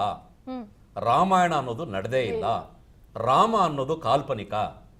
ಅಲ್ಲಿ ಸೇದು ಸಮುದ್ರಂ ಪ್ರಾಜೆಕ್ಟ್ ಮಾಡಬೇಕಾದ್ರೆ ತಮಿಳುನಾಡಿನ ರಾಮೇಶ್ವರದ ಧನುಷ್ಕೋಡಿಯಿಂದ ಶ್ರೀಲಂಕೆಗೆ ಹೋಗುತ್ತಲ್ಲ ರಾಮ್ ಸೇತು, ಅದನ್ನು ಒಡಿಬೇಕು ಅಂತೇಳಿ ಒಂಟಿ ಕಾಲಲ್ಲಿ DMK ಮತ್ತು ಕಾಂಗ್ರೆಸ್ ಸರ್ಕಾರ ನಿಲ್ಲುತ್ತೆ. 24 ಜನ ವಕೀಲರ ತಂಡವನ್ನು ಹಾಕಿ ರಾಮಾಯಣ ಅನ್ನೋದು ಅದು ಕಾಲ್ಪನಿಕ, it is just A mythological character, ಅದಕ್ಕೆ ಐತಿಹಾಸಿಕವಾದಂತ ಯಾವುದೇ ಹಿನ್ನೆಲೆ ಇಲ್ಲ ಅಂತ ಹೇಳಿದವರು ಇವತ್ತು ಅಯೋಧ್ಯೆ ಬಗ್ಗೆ ಮಾತಾಡಕ್ಕೆ ಇವ್ರಿಗೆ ನಾಚಿಕೆ ಮಾನ ರಾಮಚಂದ್ರನ ಅವತಾರ ಅಂತ ನರೇಂದ್ರ ಮೋದಿ ಬಯೋಲಾಜಿಕಲ್ ಪ್ರಾಡಕ್ಟ್ ಅಂತ ಹೇಳಿರೋದು ಅದು ಅದ್ರ ಬಗ್ಗೆ ಏನು ಮಾತಾಡ್ತಿರಲ್ಲ? ದೇವಸ್ಥಾನಗಳನ್ನು ಓಡಿರಲ್ಲ. ಅಲ್ಲ ಕಾಂಗ್ರೆಸ್ ಪಕ್ಷ ಮುಸ್ಲಿಮರ ತುಷ್ಟೀಕರಣ ಮಾಡ್ತಾ ಇರೋದನ್ನ ನೋಡ್ತಾ ಇದ್ದೀವಿ. ಸಿದ್ದರಾಮಯ್ಯನವರಿಗೆ ತುಷ್ಟೀಕರಣ ಮಾಡ್ತಿದ್ದಾರೆ ಅಂತಾನೂ ಇವ್ರು ಹೇಳಿದ್ರು. ಆಮೇಲೆ ಮತ್ತೆ ಹೊರಗಡೆ ಜನ ಹೆಂಗ್ ಮಾಡ್ತಿದ್ದಾರೆ ಅಂದ್ರೆ ಮುಸ್ಲಿಂ ಮತಗಳನ್ನ ವೋಟ್ ಬ್ಯಾಂಕ್ ಅನ್ನ ಭದ್ರಗೊಳಿಸ್ಕೊಳ್ಳೋದಕ್ಕೆ ಈ ರೀತಿಯಾಗಿ ಹೇಳಿಕೆಗಳನ್ನ ಕೊಡ್ತಿದ್ದಾರೆ ಅಂತ ಕೂಡ ಹೇಳ್ತಾ ಇರುವಂತದ್ದು. ಇದನ್ನ ಹೇಗೆ ನೀವು ಲೈಕ್ ಆನ್ಸರ್ ಮಾಡ್ತೀರಾ ಸರ್? ಮೇಡಮ್ ಯಾರು ಒಂದು ಸ್ಟೇಟ್ಮೆಂಟ್ ಕೊಟ್ಟಿದ ತಕ್ಷಣನೇ ನಾವೇನ್ ಫಿಕ್ಸ್ ಡೆಪಾಸಿಟ್ಸ್ ಅಲ್ಲ ಮತ್ತೆ ಏನ್ ನಾವು ಯೂಸ್ ಅಂಡ್ ಥ್ರೋ ಪ್ಲೇಟ್ಸ್ ಗಳಲ್ಲ. ನಮಗೂ ದೇವರು ಕಾಂಗ್ರೆಸ್ ಸರಿ, ಪಕ್ಷದ ಸರ್. ಫಿಕ್ಸೆಡ್ ಡೆಪಾಸಿಟ್ ನೀವು ಮಾತಾಡುವಾಗ ಅವ್ರ ಮಧ್ಯೆ ಮಾತಾಡಿ. ಕಾಂಗ್ರೆಸ್ ಪಕ್ಷದ ಫಿಕ್ಸೆಡ್ ಡೆಪಾಸಿಟ್ ಅದು ದಾವಣಗೆರೆಯಲ್ಲಿ ತೋರಿಸ್ತೀವಿ ನಿಮ್ಗೆ. 75 ವರ್ಷದಿಂದ ಅದು ದಾವಣಗೆರೆಯಲ್ಲಿ ತೋರಿಸ್ತೀವಿ. ಅದಕ್ಕೆ ನೀವಿನ್ನ ಪಂಚರಂಗಡಿ ಗುಜರಿ ಎಲ್ಲ ಇರೋದು ನೀವು. ಆ ಮಾತು ವಾಪಸ್ ತಗೊಳ್ರಿ ನೀವು. Take that words back. ಆಯ್ತಾ? ಆ ಮಾತು ವಾಪಸ್ ತಗೊಳ್ರಿ. ಪಂಚರಂಗಡಿ ಗುಜರಿ ಎಲ್ಲ ಆ ಮಾತು ವಾಪಸ್ ತಗೊಳ್ರಿ ನೀವು. Who are you to tell you? Abdul Kalam ನೀವು ಯಾರು ಹೇಳೋರು? ರಾಷ್ಟ್ರಪತಿ ಮಾಡಿದ ಈ ದೇಶದಲ್ಲಿ ಅಬ್ದುಲ್ ಕಲಾಂ ಆಜಾದನ್ನ ನಾವು ಕೊಟ್ಟಿದ್ದೀವಿ. ಆಪೋಸಿಟ್ ಕ್ಯಾಂಡಿಡೇಟ್ ಅಬ್ದುಲ್ ಕಲಾಂ ಅವರನ್ನ ನಾವು ಕೊಟ್ಟಿದ್ದೀವಿ. ಅಬ್ದುಲ್ ಕಲಾಂ ನಾವು ಕೊಟ್ಟಿದ್ದೀವಿ. ಹೇಳೋದಕ್ಕೆ ನಾನು ಬದ್ಧ ಇದ್ದೀನಿ. ಫಕ್ರುದ್ದೀನ್ ಅಲಿ ಅಹಮದ್ ಅನ್ನ ನಾವು ದೇಶದ ರಾಷ್ಟ್ರಪತಿಯಾಗಿ ಕೊಟ್ಟಿದ್ದೀವಿ. Who are you to tell? Topic ಬೇರೆ ಕಡೆ Who are you to tell? Topic ಬೇರೆ ಕಡೆ ನೀವು ಯಾರು? ನೀವು ಸರ್ಟಿಫಿಕೇಟ್ ಕೊಡೋದು ಫಸ್ಟ್ ನಿಲ್ಸಿ. ಫಕ್ರುದ್ದೀನ್ ಸರ್ ಮಾತಾಡಿ. ಆಮೇಲೆ ಸೈಲೆಂಟ್ ಆಗಿರಿ ಪ್ಲೀಸ್. ಅವ್ರು ಮಾತಾಡಿ. ಕಾಂಗ್ರೆಸ್ನವರು ನಿಮ್ಮನ್ನ ಪಂಚರಂಗಡಿ ಲೆವೆಲ್ ಅಲ್ಲಿ ಇಟ್ಟಿದ್ದೇ ಸರಿ ಅನ್ಸುತ್ತೆ ನನಗೆ. ಈ ದೇಶದಲ್ಲಿ ನೀವ್ ಯಾರು ಹೇಳಕ್ಕದು? Take that words back. ನೀವು ಅದನ್ನ ಹೇಳ್ಬೇಡ್ರಿ ನಮ್ಗೆ. ಈ ದೇಶದಲ್ಲಿ ರಾಷ್ಟ್ರಪತಿಗಳನ್ನ ನಾವು ಕೊಟ್ಟಿದ್ದೀವಿ. ಅಬುಲ್ ಕಲಾಂ ಆಜಾದ್ ನಾವು ಕೊಟ್ಟಿದ್ದೀವಿ. ಹೇಳಿದ್ರೆ ಅದನ್ನ ಸಮರ್ಥನೆ ಮಾಡ್ಕೊಳ್ತಿಯಲ್ಲ ನೀನು. ಮುಸಲ್ಮಾನರ ಬಗ್ಗೆ ಮಾತಾಡಕ್ ಯೋಗ್ಯತೆನೇ ಇಲ್ಲ ನಿಮ್ಗೆ. You don't have any. ನಿಮ್ ಯೋಗ್ಯತೆನೇ ಇಲ್ಲ ನಿಮ್ಗೆ. Who are you? ನೀವ್ ಯಾರು? Who are you? ನಿಮ್ ಯೋಗ್ಯತೆಗಳನ್ನ ನೋಡಿದ್ವಿ ನಾವು. ಸುಳ್ಳಿನ ಬಗ್ಗೆ ನೀವು ಮಾತಾಡ್ತೀರಾ? ಈ ದೇಶದಲ್ಲಿ ಅತಿ ಹೆಚ್ಚು ಸುಳ್ಳು ಮಾತಾಡಿರೋ ನೀವು. Shame on you. Shame on you. ಮುಂದಕ್ಕೆ ಹೋಗಲ್ಲ ನೀವು. Shame on you. ಯಾರು? ಬರ್ರಿ IAS ಆಫೀಸರ್ ನ ಕರ್ಸಿ ನಾವು. ಧರ್ಮ ಸಾಯಲ್ಲ. ಧರ್ಮದ ರಾಜಕಾರಣಿಗಳು ನೀವು. ಧರ್ಮದ ರಾಜಕಾರಣಿಗಳು ನೀವು. ಬೇರೆ ಯಾವ ಹಿಂದೂಗಳು? ಎಲ್ಲ ಹಿಂದೂಗಳು ನಿಮ್ಮ ಪಕ್ಷದಲ್ಲಿಲ್ಲ, ಅರ್ಥ ಮಾಡ್ಕೊಳ್ಳಿ. ಕಿವಿ ಕೇಳಿಸುತ್ತಾ ಇಲ್ವಾ? ಕಿವಿ ಕೇಳಿಸುತ್ತಾ ಇಲ್ವಾ? ಖರ್ಗೆ ಏನ್ ಮಾಡಿದ್ರಿ ಈಗ ಅಲ್ಲಿ? ಖರ್ಗೆ ಏನ್ ಮಾಡಿದ್ರಲ್ಲಿ ಈಗ? ಖರ್ಗೆ ಏನ್ ಮಾಡಿದ್ರಲ್ಲಿ? ಸಮುದಾಯವನ್ನ ನಾನು ಯಾವ ಸಮುದಾಯದ ಬಗ್ಗೆ ಮಾತಾಡ್ತಾ ಇಲ್ಲ. ನಾನು ಸತ್ಯಾಂಶ ಹೇಳ್ತಾ ಇದ್ದೀನಿ. ಸತ್ಯಾಂಶ ಹೇಳ್ತಾ ಇದ್ದೀನಿ. ನಿಮ್ ಬಾಯಲ್ಲಿ ಸತ್ಯ ಬರೋದೇ ಇದ್ದೀನಲ್ಲ. ಬರೀ ಸುಳ್ಳೆ ಬರೋದು ನಿಮ್ಮ ಬಾಯಿಂದ. ಒಬ್ಬ ಋಷಿ ಮುನಿಯನ್ನ ಕರ್ಕೊಂಡ್ಬಂದು ಸುಳ್ಳಿನ ಒಂದು ರಾಜಕೀಯ, ಲೋಟ ನೀರ್ ಕೊಟ್ಟಿದ್ದೀರಾ ಅಂತ ಹೇಳಿ ದೇಶದ ರಾಜಕೀಯ, ಯೋಗ್ಯತೆ ಇದೆಯಾ? ಹಿಂಸೆಯ ರಾಜಕೀಯ, ಒಂದು ನಿಮ್ಮ ಪದ್ಧತಿ, ಅದು ನಿಮ್ಮ ಒಂದು ಸಂಸ್ಕೃತಿ. ಲೋಟ ನೀರ್ ಕೊಟ್ಟಿದ್ದೀರಾ ನೀವು? ಸ್ಟೇಟ್ಮೆಂಟ್ ಕೊಡಿ. ನಿಮ್ಮ RSS ಮುಸ್ಲಿಮರ RSS ಅಲ್ಲೇ ಮುಸ್ಲಿಂ ಹಂಚಿದ್ದೀರಿ. ನೀವೇನ್ ಹೇಳೋದಲ್ಲಿ? ಮುಸ್ಲಿಮರೇ ಇದ್ದಾರೆ ಅಲ್ಲಿ ನಮ್ಮಲ್ಲಿ. 6.5 ಲಕ್ಷ ಜನ ಮುಸ್ಲಿಮರೇ ಇದ್ದಾರೆ ಮುಸ್ಲಿಂ ಮಂಚಲ್ಲಿ, ರಾಷ್ಟ್ರೀಯ ಮುಸ್ಲಿಂ ಮಂಚಲ್ಲಿ. ಈಗ ಮುಸ್ಲಿಂ ಹಿಂದೂ ಅಂತ ಮಾತಾಡ್ತಾ ಇಲ್ಲ. ಈಗ ನಮಗೆ ಖರ್ಗೆ ಸ್ಟೇಟ್ಮೆಂಟ್ ಬಗ್ಗೆ ಸರಿನಾ ತಪ್ಪ? ಸರಿ ಅಂತೀರಾ? ಈಗ ನಿಮಗೂ ಒಂದು ಪ್ರಶ್ನೆ ಕೇಳ್ತೀನಿ. ನಿಮ್ಮವರು ಯಾರಾದ್ರೂ ಒಬ್ಬ ನಾಯಕ ಆ ರೀತಿಯಾಗಿ ಮಾತನಾಡುತ್ತಿದ್ರೆ ನೀವು ಅದನ್ನ ಯಾವ ರೀತಿ ಕುಗಿತೀವಿ ಅವ್ರಿಗೆ?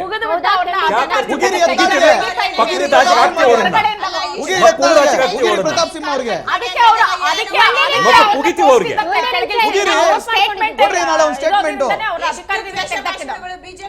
ಬಿಜೆಪಿ ನಾಯಕರುಗಳು ಆ ರೀತಿಯಾಗಿ ಮಾತನಾಡಿಲ್ವಾ? ಹಂಗೆ ಮಾತಾಡಿದ್ದಾರೆ. ಎಲ್ಲ ಕಡೆ ವಿರೋಧ ಮಾಡಿದ್ದೀವಿ. ಕುಗಿದಿದ್ದೀವಿ ಅವ್ರಿಗೆ. ಜನ ಹೇಳ್ತಾರೆ ಇಲ್ಲ ಈ ರೀತಿಯಾಗಿ ಮಾತಾಡೋದು. ಸ್ಟೇಟ್ಮೆಂಟ್ ಕೊಟ್ಟದ್ದು ಅವ್ರು ಇರ್ಬೋದು ಅಥವಾ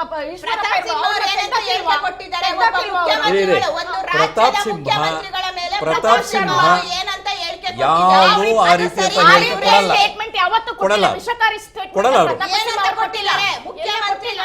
ಏನಂತ ಸ್ಟೇಟ್ಮೆಂಟ್ ಕೊಟ್ಟಿದ್ದಾರೆ ನೋಡಿ ಮೇಡಮ್. ಮಂಡ್ಯದ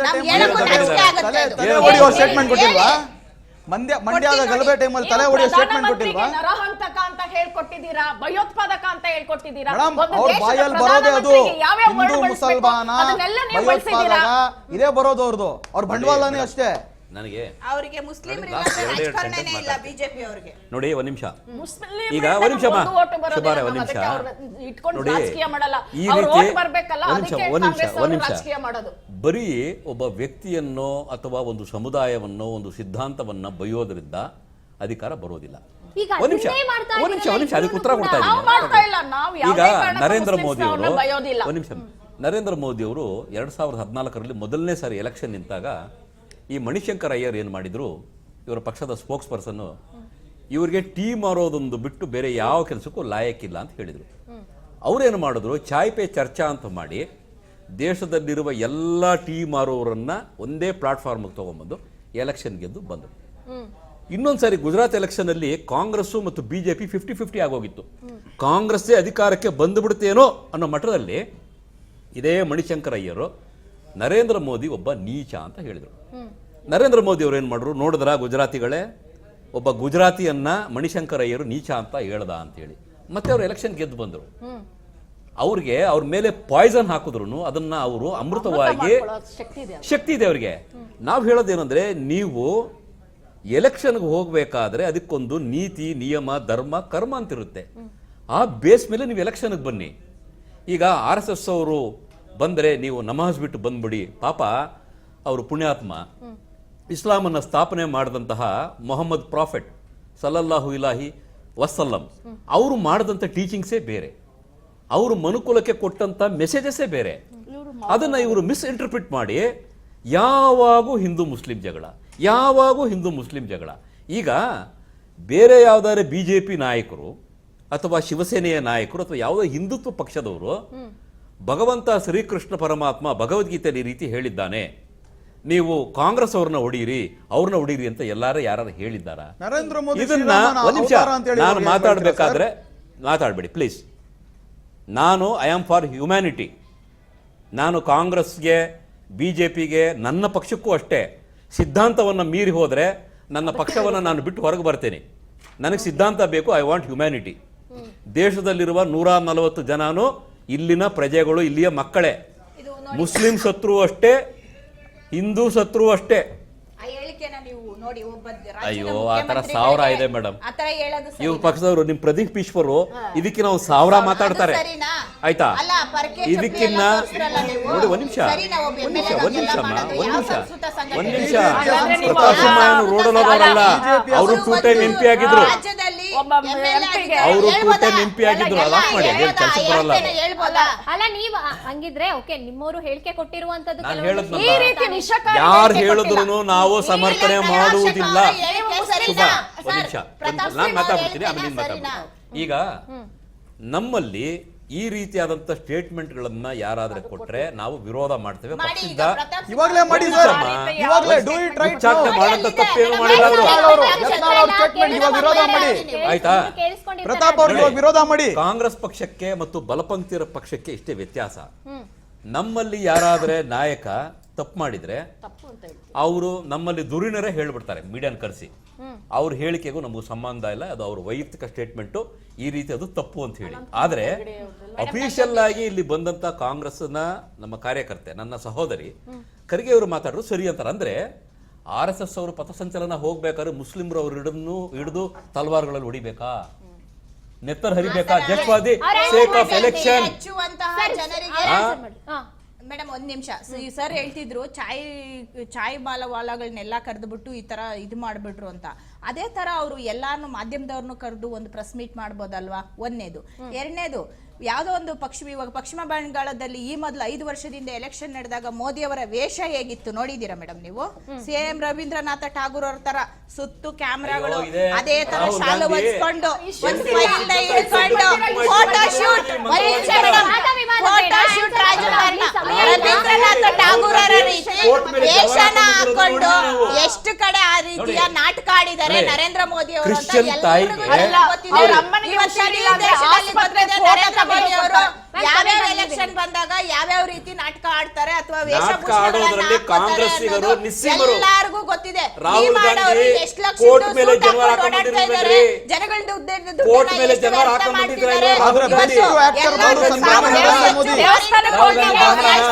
ಖರ್ಚು ಮಾಡಿದ್ದಾರೆ ಅಂತ ನೋಡಿ. ಇವರು ಕಾಂಗ್ರೆಸ್ ಪಕ್ಷದವರು ಅಲ್ಪಸಂಖ್ಯಾತರನ್ನ ಓಲೈಕೆ ಮಾಡೋದಕ್ಕೋಸ್ಕರ ಅವರು ಓಲೈಕೆ ಮಾಡ್ಬಿಟ್ಟು ದೇಶದಲ್ಲಿ ಬೇಕಾಗಿರೋದು ಜನರ ಮಧ್ಯೆ ದ್ವೇಷ ಬೆಳೆಸ್ತಾ ಇದ್ದಾರೆ. ಇವರ ಓಲೈಕೆ ಕಾರಣ ಜನರ ಮಧ್ಯೆ ದ್ವೇಷ ಬೆಳೆಸ್ತಾ ಇದ್ದಾರೆ.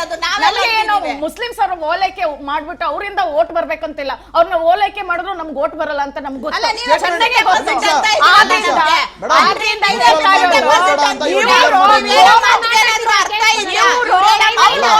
ಮುಸಲ್ಮಾನರ ಓಟ್ ಬೇಡ ಅಂತ ನೀವು ಸ್ಟೇಟ್ಮೆಂಟ್ ಕೊಡಿ. ಇವಾಗ ಮುಸ್ಲಿಮ್ಸ್ ಓಲೈಕೆ ಮಾಡ್ಕೊಂಡು ಹಿಂದೂ ವಿರೋಧಿಗಳಾದ್ರೆ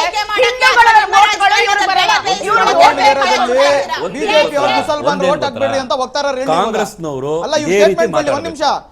ಮುಸಲ್ಮಾನರು ಓಟ್ ಬೇಡ ಅಂದ್ರೆ ದಾವಣಗೆರೆಯಲ್ಲಿ ಬೇಡ ಅಂತ ಸ್ಟೇಟ್ಮೆಂಟ್ ಕೊಡಿ ಬಿಜೆಪಿ ವಕ್ತಾರರು. ಇವಾಗ ಸರ್ ಇನ್ನೊಂದ್ಸಲ ರಿಪೀಟ್ ಮಾಡ್ಬಿಟ್ಟು ಮುಗಿಸಿ. ಇವಾಗ ಇವ್ರು ಹೇಳ್ತಾರಲ್ಲ ನಮ್ಗೆ ಬಿಜೆಪಿ ಅವ್ರು ಮುಸಲ್ಮಾನ್ ಓಲೈಕೆ ಮಾಡೋ ಅವಶ್ಯಕತೆ ಇಲ್ಲ ಅಂತ, ಮುಸಲ್ಮಾನರ ವೋಟ್ ನಮ್ಗೆ ಅವಶ್ಯಕತೆ ಇಲ್ಲ ಅಂತ ಸ್ಟೇಟ್ಮೆಂಟ್ ಕೊಡಿ. ಅಭಿವೃದ್ಧಿ ಕಾರ್ಯಕ್ರಮಗಳನ್ನ ಕೊಡ್ತೀವಿ, ಅದರ ಮೇಲೆ ನೀವು ಏನನ್ನ vote ಹಾಕಿ. ಅಭಿವೃದ್ಧಿ ಮಾಡಿ? ಓಲೈಕೆ ಮಾಡಿಬಿಟ್ಟು ನೀವು ಮೇಡಮ್, ಮತ್ತೆ ನಾವು ಮೇಡಮ್, ಇವತ್ತು ಅಭಿವೃದ್ಧಿ ಒಂದ್ ನಿಮಿಷ ಇರ್ರಿ. ಯಾರನ್ನೂ ಓಲೈಕೆ ಮಾಡಲ್ಲ. ಒಂದ್ ನಿಮಿಷ, ಇವತ್ತು ಒಂದ್ ವಿಡಿಯೋ ನೋಡಿದೆ. ಓಲೈಕೆ ಮಾಡಲ್ಲ, ಯಾರನ್ನೂ ದ್ವೇಷಿಸೋದಲ್ಲ. ಇವತ್ತೊಂದ್ ವಿಡಿಯೋ ನೋಡಿದೆ, ಬಿಜೆಪಿ ಅಭ್ಯರ್ಥಿಯವರು ಮುಲ್ಲಾ ಅವ್ರ ಜೊತೆ ದುವಾ ಮಾಡ್ತಾ ಇದ್ರು.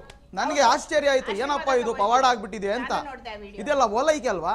ಸೇಮ್ ಬಾಗಲಕೋಟೆಯಲ್ಲಿ ಮಾಡಿ, ಸೇಮ್ ಬೇರೆ ಕಡೆ ಮಾಡಿ. ಇದು ಓಲೈಕೆ ಅಲ್ವಾ? ಕಾಂಗ್ರೆಸ್ ಇದು ಓಲೈಕೆ ಮಾಡಿದ್ರೆ ಅಲ್ವಾ? ಓಲೈಕೆ ಅಲ್ಲ, ಬಿಜೆಪಿ ಅವರು ಮಾಡಿದ್ರೆ ನಿನಗೆ ಓಲೈಕೆ. ಅಂದ್ರೆ ಓಲೈಕೆ ಅಂತ ಒಪ್ತಾ ಇದೀರಾ? ಅದೇ ಅಂದ್ರೆ ಓಲೈಕೆ ಅಂತ ಒಪ್ತಾ ಇದೀರಾ? ಪಂಚರಂಗಡಿ ಮನಸ್ಥಿತಿ ಅಂತ ಅಂದ್ರೆ ಓಲೈಕೆ ಒಪ್ತಾ ಇದೀರಾ? ಪಂಚರಂಗಡಿ ಮನಸ್ಥಿತಿ, ಗುಜರಿ ಅಂಗಡಿ ಮನಸ್ಥಿತಿ ಅಂತ ಇದನ್ನೇ ಹೇಳೋದು. ರೇ ಆ ಮಾತು ವಾಪಸ್ ಇದನ್ನೇ ತೊಗೊಳ್ಳಿ. ಹೇಳೋದು. ಆ ಮಾತು ವಾಪಸ್ ತೊಗೊಳ್ಳಿ ನೀವು. ಇದನ್ನೇ ಹೇಳೋದು. Don't use ಇದನ್ನೇ my ಹೇಳೋದು. words. ಇದನ್ನೇ ಹೇಳೋದು. ಇದನ್ನೇ ಹೇಳೋದು. ಪಂಚರಂಗಡಿ ಓಲೈಕೆ ಮನಸ್ಥಿತಿ, ಮಾಡಿ ವೋಟ್ ತಗೊಳ್ಳೋದು ಗುಜರಿ ಅಂಗಡಿ ಮನಸ್ಥಿತಿ ಅಂತ ಇದನ್ನೇ ಹೇಳೋದು. ಹಿಂದೂಗಳಿಗೆ ಅದರ ಅವಶ್ಯಕತೆನೇ ಇಲ್ಲ. ಹಿಂದೂಗಳ ಅಭಿವೃದ್ಧಿ ಬಗ್ಗೆ ಕಾರ್ಯಕ್ರಮ ಈ ನೋಡ್ಕೊಂಡು BJP, RSS ಇಂದ ಮೋದಿ, ಕಲಿಯೋದೇನು BJP ಇಲ್ಲ, ಇವ್ರು ಅಭಿವೃದ್ಧಿ ಪಕ್ಷ. ಹಾಕ್ತಾರೆ. ಲಾಸ್ಟ್ ಕಾಂಗ್ರೆಸ್ ಅವರು ಈ ರೀತಿ ಸ್ಟೇಟ್ಮೆಂಟ್ ಮಾಡ್ತಾರಲ್ಲ, ಒಂದು ಕಡೆ ನಾವು ವಿರೋಧ ಮಾಡೋರು ಅದನ್ನ ಮನಸಾರೆ ಒಪ್ಕೊಳ್ತೀವಿ. ಯಾಕಂದ್ರೆ ಇವ್ರು ಈ ತರ ಸ್ಟೇಟ್ಮೆಂಟ್ ಕೊಟ್ರೇನೆ ಬಿಜೆಪಿ ಮತ್ತೆ ಮತ್ತೆ ಮತ್ತೆ ಅಧಿಕಾರಕ್ಕೆ ಬರೋದು. ನೀವೆಲ್ಲೂ ಬರಲ್ಲ ಸರ್. ಆಯ್ತಾ? ಕೂಡ ಕಾರ್ಯಕ್ರಮದಲ್ಲಿ ಭಾಗಿಯಾಗಿದ್ದಕ್ಕಾಗಿ ನಿಜ ಆಗಿರೋದು ಒಪ್ಕೊಳ್ಳೇಬೇಕು. ಈ ರೀತಿಯಾಗಿ ವಿಷಕಾರಿಯಾದಂತಹ ಹೇಳಿಕೆಗಳನ್ನ ಕೊಡ್ತಾ ಹೋಗುವಂತದ್ದು ಯಾರೇ ಆಗಿರ್ಬೋದು, ಪಕ್ಷ ಅಂತ ನೋಡೋದು ಅಲ್ಲ, ನಿಜಕ್ಕೂ ಕೂಡ ಸಮಾಜಕ್ಕೆ ಯಾವ ರೀತಿಯಾದಂತಹ ಮೆಸೇಜ್ ರೀಚ್ ಆಗುತ್ತೆ, ಯುವ ಜನತೆ ಅದನ್ನ ಯಾವ ರೀತಿಯಾಗಿ ಮುಂದಿನ ದಿನಗಳಲ್ಲಿ ಅಪ್ಲೈ ಮಾಡ್ಕೊತಾ ಹೋಗ್ತಾರೆ, ಅದನ್ನ ನಾವು ಪ್ರಾಕ್ಟಿಕಲ್ ಆಗಿ ಯಾವುದು ಸತ್ಯ ಅಸತ್ಯ ಅನ್ನುವಂಥದ್ದನ್ನ, ಅದು ಮೆಟಾಫರಿಕ್ ಆಗಿ ಕೊಟ್ಟಿರುವಂತಹ ಹೇಳಿಕೆಗಳ ಅಥವಾ ಅದು ಯಾವ ರೀತಿಯಾಗಿ ಪರಿಣಾಮ ಬೀರುತ್ತೆ ಅಂತ ಯೋಚನೆ ಮಾಡಿಕೊಂಡು ನಿರ್ಧಾರವನ್ನ ಮಾಡಬೇಕಾಗುತ್ತೆ. ಹಾಗೇನೆ ನೋಡ್ತಾ ಇರಿ ರಾಜ್ ನ್ಯೂಸ್ ಕನ್ನಡ, ಜನಸೇವೆಗೆ ನಾವು ಸದಾ ಸಿದ್ಧ.